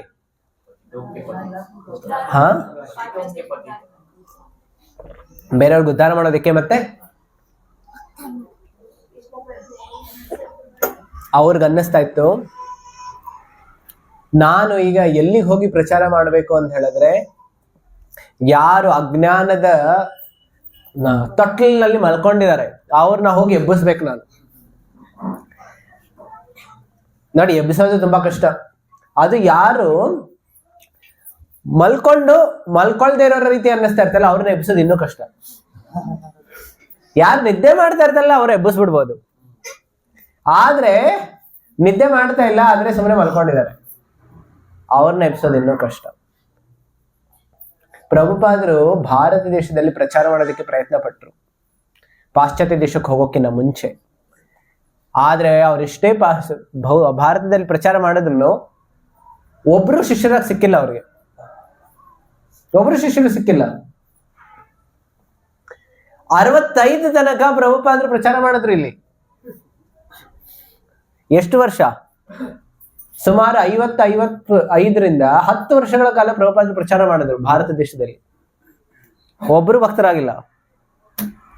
ಪ್ರಭುಪಾದರು ಝಾನ್ಸಿನಲ್ಲಿ ಒಂದು ಸ್ಥಾಪನೆ ಮಾಡ್ಬೇಕು, ಮಂದಿರ ಸ್ಥಾಪನೆ ಮಾಡಬೇಕು ಪ್ರಯತ್ನ ಪಟ್ರು, ಅಲ್ಲೂ ಆಗಿಲ್ಲ. ಆಮೇಲೆ ಪ್ರಭುಪಾದರಿಗೆ ಅನ್ನಿಸ್ತು, ನಾನು ಭಾರತ ದೇಶದವರು ಈಗ ಏನ್ ಮಾಡ್ತಾ ಇದಾರೆ, ಅವರ ಬುದ್ಧಿ ಹೇಗಿದೆ, ವೆಸ್ಟರ್ನ್ ಕಲ್ಚರ್ ಇನ್ಫ್ಲೂಯೆನ್ಸ್ಡ್. ಅವರ ಬುದ್ಧಿ ಯಾರನ್ನ ಇಮಿಟೇಟ್ ಮಾಡ್ತಾ ಇದಾರೆ, ಅನುಕರಣೆ ಮಾಡ್ತಾ ಇದ್ದಾರೆ, ಪಾಶ್ಚಾತ್ಯ ದೇಶದ ಸಂಸ್ಕೃತಿಯನ್ನು ಅನುಕರಣೆ. ಅದಕ್ಕೋಸ್ಕರ ನಾನೇನ್ ಮಾಡ್ತೀನಿ, ಅವರನ್ನ ಇಲ್ಲಿ ಕರ್ಕೊಂಡ್ ಬರ್ತೀನಿ, ಅವರಿಂದ ಭಾರತ ದೇಶದವ್ರಿಗೆ ಪ್ರಚಾರ ಮಾಡಿಸ್ತೀನಿ.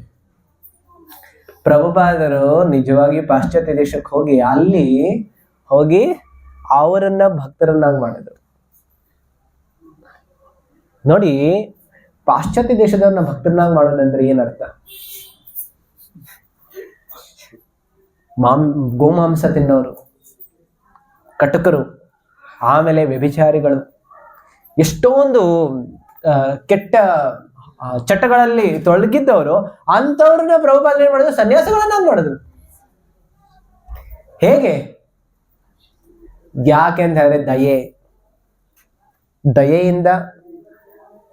ನೋಡಿ, ನಾನು ಒಂದು ಸಣ್ಣ ವಿಷಯ ಹೇಳ್ತೀನಿ. ಪ್ರಭುಪಾದರು ಏನೆಲ್ಲ ಸಹನೆ ಮಾಡ್ಬೇಕಿತ್ತು. ಪ್ರಭುಪಾದರು ಅವ್ರಿಗೆ ಹೇಳ್ಬೇಕಿತ್ತು, ಒಂದು ಭಕ್ತರು ಒಬ್ಬ ಪ್ರಭುಪಾದರು ಮತ್ತೆ ಆ ಭಕ್ತ ಕಾರ್ ಡ್ರೈವಿಂಗ್ ಮಾಡ್ತಾ ಹೋಗ್ತಾ ಇದ್ರು.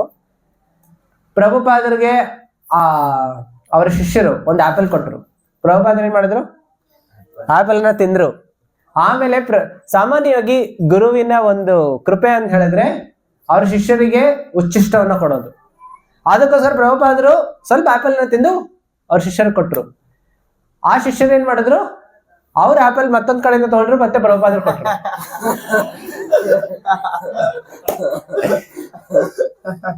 ಅಂದ್ರೆ ಆಲೋಚನೆ ಮಾಡಿ, ಪ್ರಭುಪಾದರು ಏನೆಲ್ಲ ಸಹನೆ ಮಾಡ್ಕೊಳ್ಬೇಕು. ಪ್ರಭುಪಾದರು ಅವ್ರಿಗೆ ಹೇಳ್ಬೇಕಿತ್ತು ಗುರುಗಳಿಗೆ ಹೇಗೆ ಆದರ ಮಾಡ್ಬೇಕು ಅಂತ.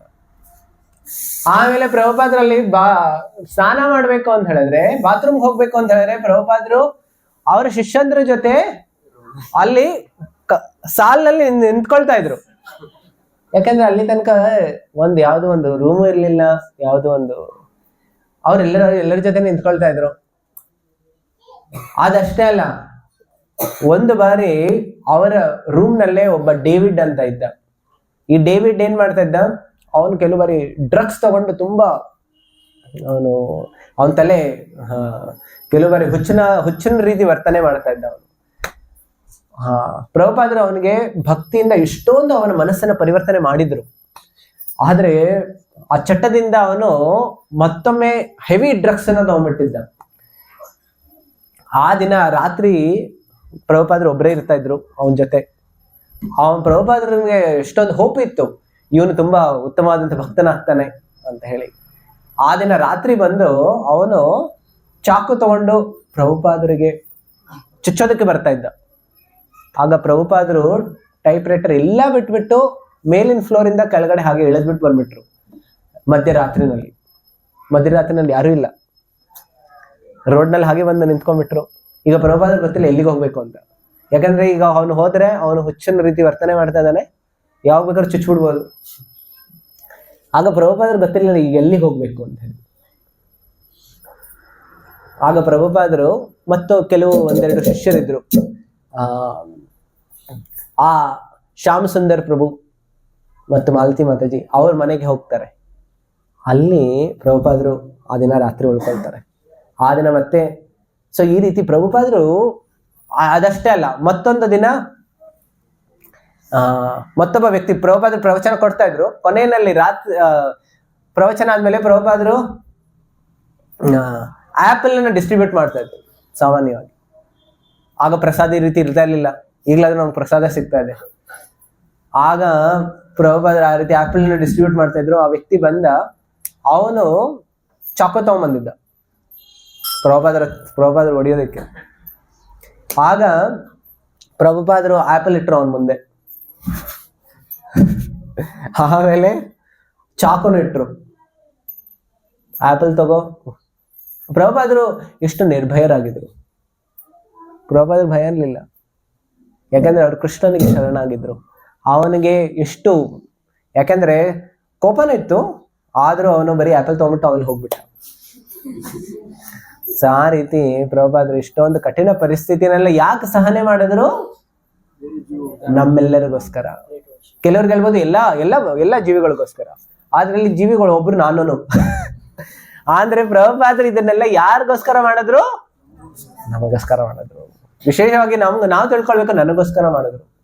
ಯಾವಾಗ ನನಗೋಸ್ಕರ ಅಂತ ತಿಳ್ಕೊಳ್ತೀವಿ, ನಾವು ಇದನ್ನ ಗಂಭೀರವಾಗಿ ಸ್ವೀಕಾರ ಮಾಡ್ತೀವಿ.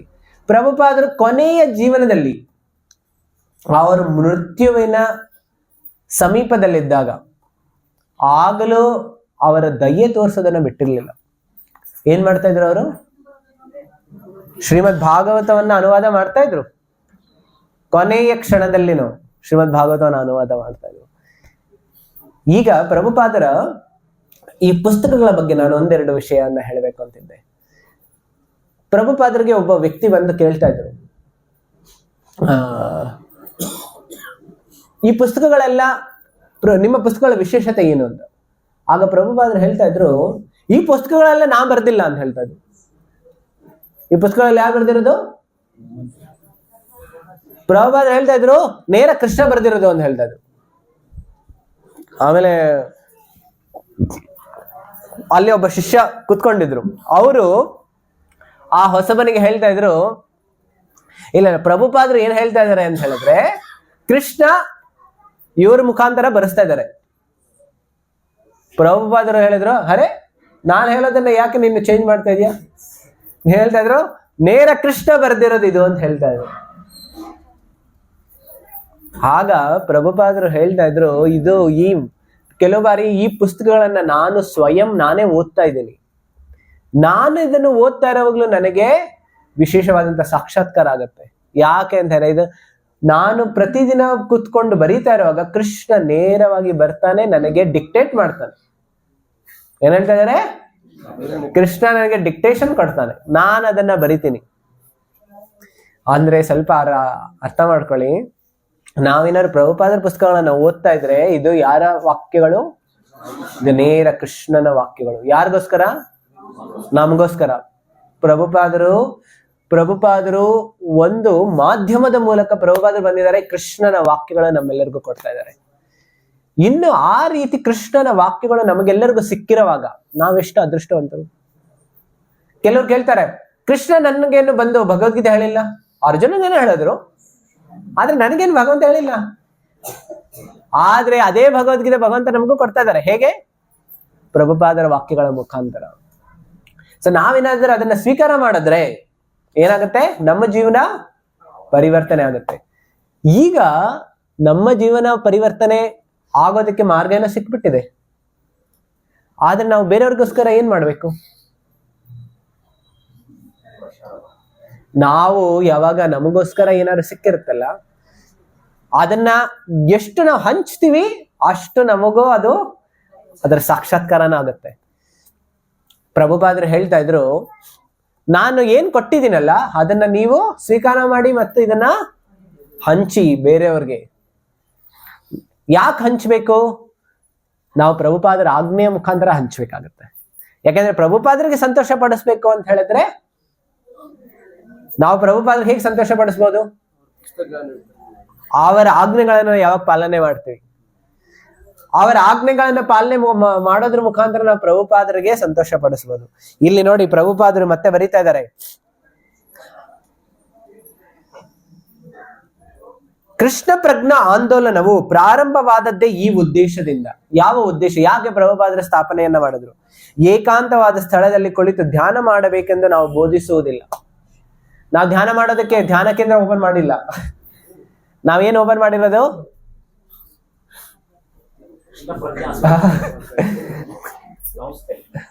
ನಾವು ಹೇಳ್ಬೋದು, ಪ್ರಭುಜಿ ನಮ್ದು ಸತ್ಸಂಗ ಕೇಂದ್ರ, ಧ್ಯಾನ ಕೇಂದ್ರ ಅಲ್ಲ. ಇಲ್ಲ, ನಮ್ದು ಭಕ್ತಿ ಕೊಟ್ಟಿ. ಏನ್ ಮಾಡೋದಕ್ಕೆ? ಪ್ರಭುಪಾದರ ಈ ಆಂದೋಲನವನ್ನ ನಾವು ಪ್ರಚಾರ ಮಾಡೋದಕ್ಕೋಸ್ಕರ. ಪ್ರಭುಪಾದರ ಉದ್ದೇಶ, ಪ್ರಭುಪಾದರ ಉಪದೇಶ ಏನು? ತಾನು ಸಾಧನೆಯಲ್ಲಿ ಬಹಳವಾಗಿ ಮುಂದುವರಿದಿದ್ದಾನೆ ಎಂದು ತೋರಿಸಿಕೊಳ್ಳುವುದಕ್ಕೂ, ವಾಸ್ತವವಾಗಿ ಐಹಿಕ ಚಟುವಟಿಕೆಗಳಲ್ಲೇ ತೊಡಗಿದ್ದು ತನ್ನ ದಿವ್ಯ ದಾನದ ಬಗ್ಗೆ ಹೆಮ್ಮೆ ಪಟ್ಟುಕೊಳ್ಳುವುದಕ್ಕೂ ನಾವು ಅವಕಾಶ ಕೊಡುವುದಿಲ್ಲ. ಪ್ರಹ್ಲಾದ ಮಹಾರಾಜನಂತಹ ವೈಷ್ಣವನು ಈ ಬಗೆಯ ಆಧ್ಯಾತ್ಮಿಕ ಪ್ರಗತಿಯಲ್ಲಿ ಆಸಕ್ತನಾಗಿಲ್ಲ. ಅದಕ್ಕೆ ಬದಲು ಜನರಿಗೆ ಕೃಷ್ಣ ಪ್ರಜ್ಞಾಯುತರಾಗುವಂತೆ ತಿಳುವಳಿಕೆ ನೀಡುವುದರಲ್ಲಿ ಅವನಿಗೆ ಕಾಳಜಿ ಇದೆ. ನೋಡಿ, ನಮ್ಮ ಕಾಳಜಿ ಎಲ್ಲಿದೆ ಅಂತ ಹೇಳಿದ್ರೆ, ಎಷ್ಟು ನಾವು ಭಗವಂತನ ಈ ಸಂದೇಶ ಬೇರೆಯವ್ರಿಗೂ ಕೊಡ್ತಾ ಇದೀವಿ. ನಾವು ಪಡ್ಕೊಳ್ಬೇಕು, ಬೇರೆಯವ್ರಿಗೂ ಕೊಡಬೇಕು. ಕೆಲವರು ಇರ್ತಾರೆ ಬರೀ ಅವ್ರು ತಗೊಳ್ತಾರೆ, ಬೇರೆಯವ್ರು ಕೊಡೋದಿಲ್ಲ. ಮತ್ತೆ ಕೆಲವರು ಇರ್ತಾರೆ ಅವ್ರು ತಗೊಳ್ಳೋದಿಲ್ಲ, ಬೇರೆಯವ್ರಿಗೆ ಹಂಚ್ತಾ ಇರ್ತಾರೆ. ಅವ್ರು ಹೇಳ್ತಾರೆ ಇದೆಲ್ಲ ಯಾರಿಗೋಸ್ಕರ? ತಮ್ಮೆಲ್ಲರಿಗೋಸ್ಕರ. ಭಗವದ್ಗೀತೆ ಯಾರಿಗೋಸ್ಕರ ಭಗವಂತ ಕೊಟ್ಟಿದ್ದಾರೆ? ತಮ್ಮೆಲ್ಲರಿಗೋಸ್ಕರ ಕೊಟ್ಟಿದ್ದಾರೆ. ನಮಗೆ ಭೌತಿಕ ಜಗತ್ತು ಇದೆಯಲ್ಲ ಅದು ನಮ್ಗೆ. ಈ ಪ್ರಚಾರ ಯಾರಿಗೋಸ್ಕರ ಮಾಡ್ಬೇಕಾಗಿರೋದು?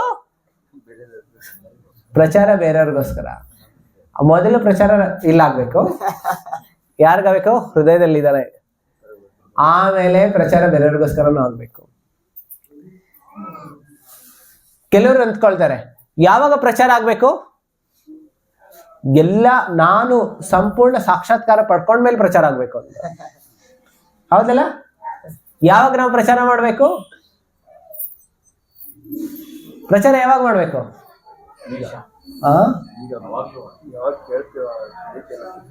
ಪ್ರಭುಪಾದರ ಏನ್ ಹೇಳ್ತಾ ಇದ್ರು? ಸ್ವಲ್ಪ ಜೋರಾಗಲಿ. Hear 2 words and as it is repeat 2 words. Prabhupada ಹೇಳ್ತಾ ಇದ್ರು, ನೀವು ಕೇಳಿದ್ರಿ Krishna is supreme personality of god. ನೀವು ಕೇಳಿದ್ರಿ ಕೃಷ್ಣ ದೇವೋತ್ತಮ ಪರಮ ಪುರುಷ ಅಂತ. ಪ್ರಭುಪಾದ ಹೇಳಿದ್ರು ನೀವು ಆಚೆ ಹೋಗಿ ಇದನ್ನ ಹೇಳಿ, ಬೇರೆಯವ್ರಿಗೆ ಹೇಳಿ ಕೃಷ್ಣ ದೇವೋತ್ತಮ ಪರಮ ಪುರುಷ ಅಂತ ಹೇಳಿ. ಇಲ್ಲ ನೀವು ಭಗವದ್ಗೀತೆ ಏನಾದ್ರು ಒಂದು ಕೇಳಿದ್ರಿ, ಏನ್ ಮಾಡಿ ಅದನ್ನ ಬೇರೆಯವ್ರಿಗೆ ಹೇಳಿ. ಯಾಕೆ ಬೇರೆಯವ್ರಿಗೆ ಹೇಳ್ಬೇಕು?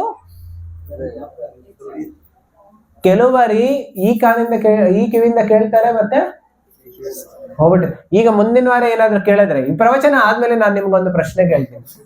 ಏನ್ ಕೇಳ್ತೀನಿ ಅಂತ ಹೇಳಿದ್ರೆ, ಏನೆಲ್ಲ ತಲೆ ಉಳಿದಿದೆ ಅಂತ ನೋಡಿ. ಕೆಲವು ಬಾರಿ ನಮಗೆ ಆ ಧ್ಯಾನನೂ ಇರೋದಿಲ್ಲ. ಅರೆ ನಡೀತಾ ಇದೆ ಪ್ರಭುಜಿಗೆ ಜಾಸ್ತಿ, ಅವ್ರು ಜಾಸ್ತಿ ಓದ್ಬಿಟ್ಟಿರ್ತಾರಲ್ಲ, ಎಲ್ಲಾದ್ರೂ ಹೇಳ್ಬೇಕದು, ಅದಕ್ಕೋಸ್ಕರ ನಮ್ಮ ಮುಂದೆ ಹೇಳ್ತಾರೆ. ಇಲ್ಲ ಅಂತ ಹೇಳಿದ್ರೆ ನಮಗೆ ಕೆಲವು ಬಾರಿ ಅನ್ಬೋದು, ವೀಟಿಂಗ್ ಪ್ರಸಾದಕ್ಕೆ ಅಡಚಣೆ ಅಂದ್ರೆ ಇವರೊಬ್ಬರದೇ ಕ್ಲಾಸ್. ಯಾವ ಕ್ಲಾಸ್ ಮುಗಿಯುತ್ತೋ ಅಂತ ಆ ರೀತಿ ನಮಗೆಲ್ಲರಿಗೂ ಅನ್ನಿಸ್ತಾ ಇರ್ಬೋದು. ಆದ್ರೆ ನಮಗೆ ಒಂದು ತಿಳಿಬೇಕು, ಎಷ್ಟು ನಾವು ಮನನ ಮಾಡ್ತೀವಿ ಅಷ್ಟೋ ನಮ್ಮಲ್ಲಿ ಉಳಿಯುತ್ತೆ. ಅದಕ್ಕೋಸ್ಕರ ನಾವು ಕೇಳಬೇಕಾದ್ರೆ ಹೇಗೆ ಇರ್ಬೇಕು? ಮನನವನ್ನು ಮಾಡ್ಬೇಕು. ಈಗ ನಿಮ್ಮೆಲ್ಲರಿಗೂ ನಾನು ಪ್ರಶ್ನೆ ಕೇಳ್ತೇನೆ, ಯಾವೆಲ್ಲ ಪಾಯಿಂಟ್ಸ್ ನಿಮ್ ಇಟ್ಕೊಂಡಿದ್ದೀರಿ ಅಂತ ಹೇಳಿ. 1-2 ನಿಮಿಷ ಆದ್ಮೇಲೆ ಇಲ್ಲಿ ಹೇಳ್ತಾ ಇದ್ದಾರೆ, ಪ್ರಹ್ಲಾದ್ ಮಹಾರಾಜನಂತಹ ವೈಷ್ಣವನು ಬೊಗಳೆ ಆಧ್ಯಾತ್ಮಿಕ ಪ್ರಗತಿಯಲ್ಲಿ ಆಸಕ್ತನಾಗಿಲ್ಲ. ಅದಕ್ಕೆ ಬದಲು ಜನರಿಗೆ ಕೃಷ್ಣ ಪ್ರಜ್ಞಾಯುತರಾಗುವಂತೆ ತಿಳುವಳಿಕೆ ನೀಡುವುದರಲ್ಲಿ ಕಾಳಜಿ ಇದೆ. ಏಕೆಂದರೆ ಅವರಿಗೆ ಸಂತೋಷವನ್ನು ಪಡೆಯಲು ಇರುವ ಮಾರ್ಗ ಇದೊಂದೇ. ಕೃಷ್ಣ ಪ್ರಜ್ಞೆ ಇಲ್ಲದೆ, ನಿನ್ನ ದಿವ್ಯ ಚರಣ ಕಮಲಗಳಲ್ಲಿ ಆಶ್ರಯವನ್ನು ಪಡೆಯದೆ ಸಂತೋಷವಾಗಿರಲು ಸಾಧ್ಯ ಇಲ್ಲ ಎಂದು ನನಗೆ ಗೊತ್ತಿದೆ. ವ್ಯಕ್ತಿಯು ಜನ್ಮ ಜನ್ಮಾಂತರಗಳಲ್ಲಿ ಜಗತ್ತಿನಲ್ಲೆಲ್ಲ ಅಲೆದಾಡುತ್ತಾನೆ. ಆದರೆ ಭಕ್ತನೊಬ್ಬನ, ಶ್ರೀ ಚೈತನ್ಯ ಮಹಾಪ್ರಭುಗಳ ದಾಸನೊಬ್ಬನ ಕೃಪೆ ದೊರೆತು, ಇದು ನೋಡಿ ತುಂಬಾ ಮುಖ್ಯವಾಗಿದೆ, ಶ್ರೀ ಚೈತನ್ಯ ಮಹಾಪ್ರಭುವಿನ ದಾಸನೊಬ್ಬನ ಕೃಪೆ ದೊರೆತು ಅವನಿಗೆ ಕೃಷ್ಣ ಪ್ರಜ್ಞೆಯ ಸೂಚನೆ ದೊರಕುತ್ತದೆ. ಆಗ ಅವನು ಈ ಜಗತ್ತಿನಲ್ಲಿ ಸಂತೋಷ ಪಡೆಯುವುದು ಮಾತ್ರವಲ್ಲದೆ ಮರಳಿ ಭಗವಂತನ ಧಾಮಕ್ಕೆ ಹಿಂದಿರುಗುತ್ತಾನೆ. ಅದೇ ಬದುಕಿನ ನಿಜವಾದ ಲಕ್ಷ್ಯ. ನೋಡಿ, ನಾವು ಭಗವಂತನ ಧಾಮಕ್ಕೆ ಬಾಗಿಲನ್ನ ದೂಡಿ ನಾವು ಭಗವಂತನ ಧಾಮಕ್ಕೆ ಹೋಗೋದಕ್ಕೆ ಸಾಧ್ಯ ಇಲ್ಲ. ಹೇಗೆ ಭಗವಂತನ ಧಾಮಕ್ಕೆ ಹೋಗೋದಕ್ಕೆ ಸಾಧ್ಯ ಆಗುತ್ತೆ? ಯಾವಾಗ್ಲೂ ಮಂದಿರದ ಬಾಗಿಲು ಒಳಗಡೆಯಿಂದ ಲಾಕ್ ಇರುತ್ತೆ, ಹೌದಲ್ಲ? ನಾವು ಆಚೆಯಿಂದ ಎಷ್ಟು ದೂರದ್ರು ಅದು ಹೋಗೋದಿಲ್ಲ. ಒಳಗಡೆಯಿಂದ ಯಾವಾಗ ತೆಗಿತಾರೆ ಆಗ್ಲೇ ಮಾತ್ರ ಒಳಗಡೆ ಬರೋದಕ್ಕೆ ಸಾಧ್ಯ ಆಗುತ್ತೆ. ಅದೇ ರೀತಿ ಮಂದಿರದ ಬಾಗಿಲು ಯಾರು? ಮಂದಿರದ ಬಾಗಿಲು ಅಂದ್ರೆ ವೈಕುಂಠದ ಬಾಗಿಲು, ಅದಕ್ಕೂ ಚಿಲ್ಕ ಇದೆ, ಅದು ಓಪನ್ ಇರೋದಿಲ್ಲ. ಅಲ್ಲಿ ಒಳಗಡೆ ಹೋಗ್ಬೇಕಂದ್ರೆ ಯಾರು ಓಪನ್ ಮಾಡ್ತಾರೆ? ಗುರುಗಳು ಓಪನ್ ಮಾಡ್ತಾರೆ. ಅಲ್ಲಿ ದೂತರು ಇರ್ತಾರಲ್ಲ, ಆ ದೂತರನ್ನ ಒಲಿಸ್ಬೇಕು ಅಂತ ಹೇಳ್ತಾರೆ. ಯಾರನ್ನ ಒಲಿಸ್ಬೇಕಾಗಿದೆ? ಅಲ್ಲಿರೋದ ವೈಕುಂಠ ದೂತರನ್ನ ಒಲಿಸ್ಬೇಕು. ಅಲ್ಲಿ ವೈಕುಂಠದ ದೂತರು ಯಾರು? ಇಲ್ಲಿ ಈ ಜಗತ್ತಿನಲ್ಲಿ ಗುರುಗಳ ರೂಪದಲ್ಲಿ ಬರ್ತಾರೆ. ನಾವು ಅವರನ್ನ ಒಲಿಸ್ಬೇಕು. ಅವರನ್ನ ಹೇಗೆ ಒಲಿಸೋದು?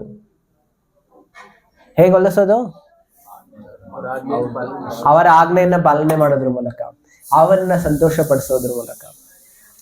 ಇಲ್ಲಿ ಹೇಳ್ತಾ ಇದ್ರೆ ಕೃಷ್ಣ ಪ್ರಜ್ಞಾ ಆಂದೋಲನದ ಸದಸ್ಯರು ಹಿಮಾಲಯ ಪರ್ವತಕ್ಕೋ ಕಾಡಿಗೋ ಹೋಗಿ ತಪಸ್ಸು ಮಾಡುವುದರಲ್ಲಿ ಆಸಕ್ತಿ ತೋರಿಸುವುದಿಲ್ಲ. ಅವ್ರು ಎಲ್ಲಿಗೆ ಹೋಗೋದಿಲ್ಲ. ಮತ್ತೆಲ್ಲಿಗೆ ಹೋಗ್ತಾರೆ?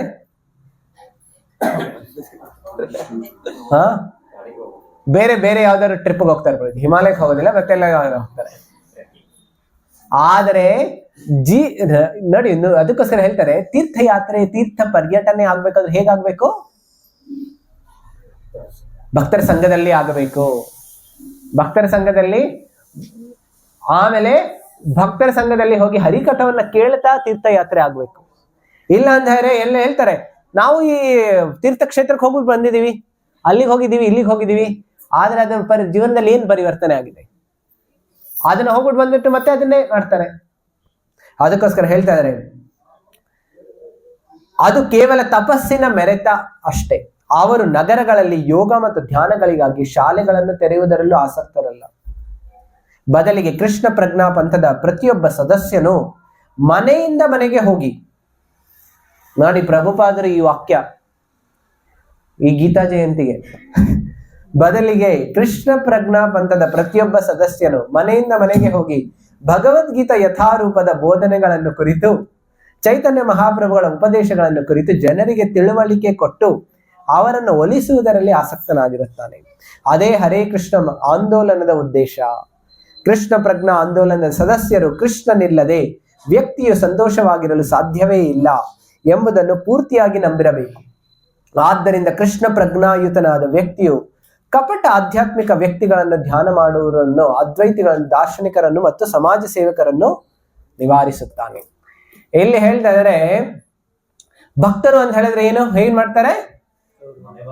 ಮನೆ ಮನೆಗೆ ಹೋಗ್ತಾರೆ, ಬಾಗ್ಲು ತಟ್ತಾರೆ, ಭಿಕ್ಷೆ ಕೇಳ್ತಾರೆ. ಏನ್ ಕೇಳ್ತಾರೆ? ಭಿಕ್ಷೆ ಕೇಳ್ತಾರೆ. ಏನ್ ಕೇಳ್ತಾರೆ? ಏನ್ ಭಿಕ್ಷೆ ಅಂದರೆ ಈ ಭಗವದ್ಗೀತೆಯನ್ನ ತಗೊಳ್ಳಿ ಅಂತ. ನಾವು ನಮ್ಮ ದುಡ್ಡು, ಅವ್ರ ದುಡ್ಡುಗೋಸ್ಕರ ನಾವು ಕಾಯ್ತಾ ಇಲ್ಲ. ಯಾಕೆ ಕಾಯ್ತಾ ಇದೀವಿ ನಾವು? ಈ ಪುಸ್ತಕವನ್ನ ತಗೊಳ್ಳಿ, ಭಗವಂತನ ಕೃಪೆಯನ್ನ ತಗೊಳ್ಳಿ. ಈ ರೀತಿ ನಾವು ಭಕ್ತರಾಗಿ ನಾವು ಹರೇ ಕೃಷ್ಣ ಆಂದೋಲನದಲ್ಲಿ ಪ್ರಭುಪಾದರನ್ನು ಒಲಿಸೋದಕ್ಕೋಸ್ಕರ ಮಾಡಬೇಕಾಗುತ್ತೆ. ಶ್ರೀ ಚೈತನ್ಯ ಮಹಾಪ್ರಭು, ನಿತ್ಯಾನಂದ ಪ್ರಭುಗಳು ಬಂದಾಗ ಅವ್ರೇನ್ ಮಾಡ್ತಾ ಇದ್ರು?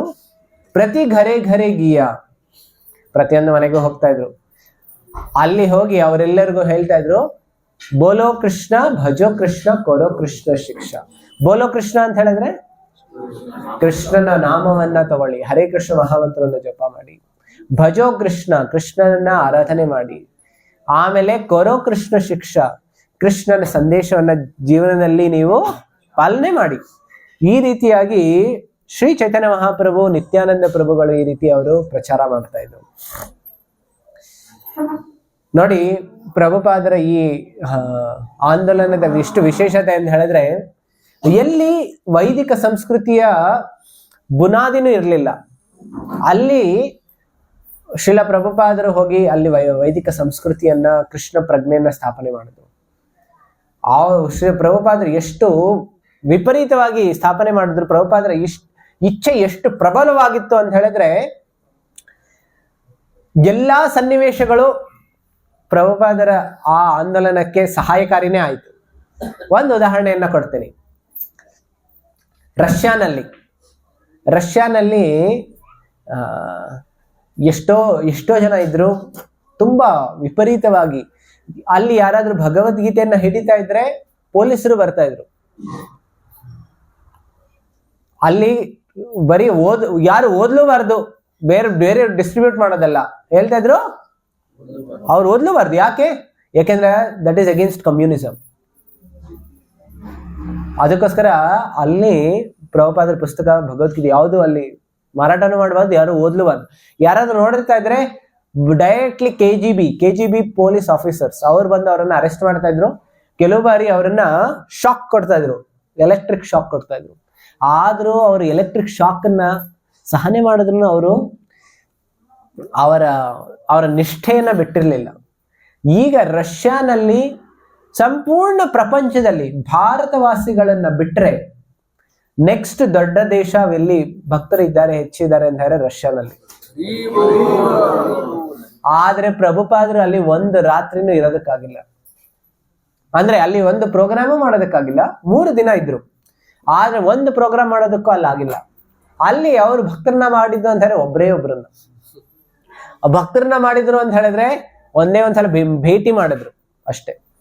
ಆ ಒಂದು ಭೇಟಿ ಮಾಡಿದ್ದು ಎಷ್ಟು ಪ್ರಬಲವಾಗಿ ಅವರ ಮನಸ್ಸಿನಲ್ಲಿ ಕುತ್ಕೊಳ್ತು ಅಂತ ಹೇಳಿದ್ರೆ, ನಾನು ಈ ಪ್ರಭುಪಾದರ ಈ ಪುಸ್ತಕಗಳನ್ನ ನಾನು ರಷ್ಯಾನಲ್ಲಿ ಟ್ರಾನ್ಸ್ಲೇಟ್ ಮಾಡಿ ನೋಡಿ, ಪ್ರಿಂಟಿಂಗ್ ಎಲ್ಲಿ ಮಾಡ್ತಾರೆ, ಪ್ರೆಸ್ ಅಲ್ಲಿ. ಅಂದ್ರೆ ಆಗ ಪ್ರೆಸ್ ಗವರ್ನಮೆಂಟ್ ಕಸ್ಟಡಿನಲ್ಲಿ ಇರುತ್ತೆ. ಅವ್ರು ಅಂಡರ್ಗ್ರೌಂಡ್ ಡಾನ್ಸ್ ತರ ಮಾಡ್ತಾರಲ್ಲ, ಆ ರೀತಿ ಅಂಡರ್ಗ್ರೌಂಡ್ ಅವರು ಪ್ರೆಸ್ ಅನ್ನ ಹಾಕಿ ಅದನ್ನ ಸ್ಮಗ್ಲಿಂಗ್ ಮಾಡ್ತಾ ಮಾಡ್ತಾ ಪ್ರಭುಪಾದರ ಪುಸ್ತಕಗಳನ್ನ ಅವರು ವಿತರಣೆ ಮಾಡ್ತಾ ಇದ್ರು.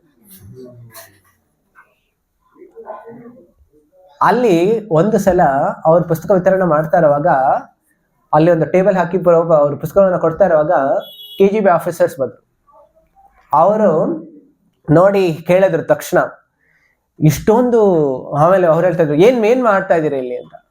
ಆಮೇಲೆ ಈ ಭಕ್ತರು ಹೇಳ್ತಾ ಇದ್ರು, America is number 1 in this book distribution ಅಂತ.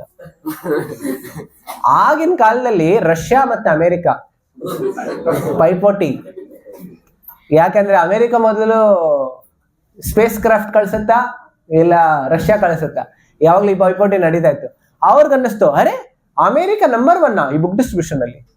ಅವ್ರಿಗನ್ನಿಸ್ತು, ನಾವು ನಂಬರ್ 1 ಆಗ್ಬೇಕು, ಡಿಸ್ಟ್ರಿಬ್ಯೂಟ್ ಮಾಡಿ. ಈ ರೀತಿ ಹೇಳಿ ಅವ್ರು ಹೋಗ್ಬಿಟ್ರು.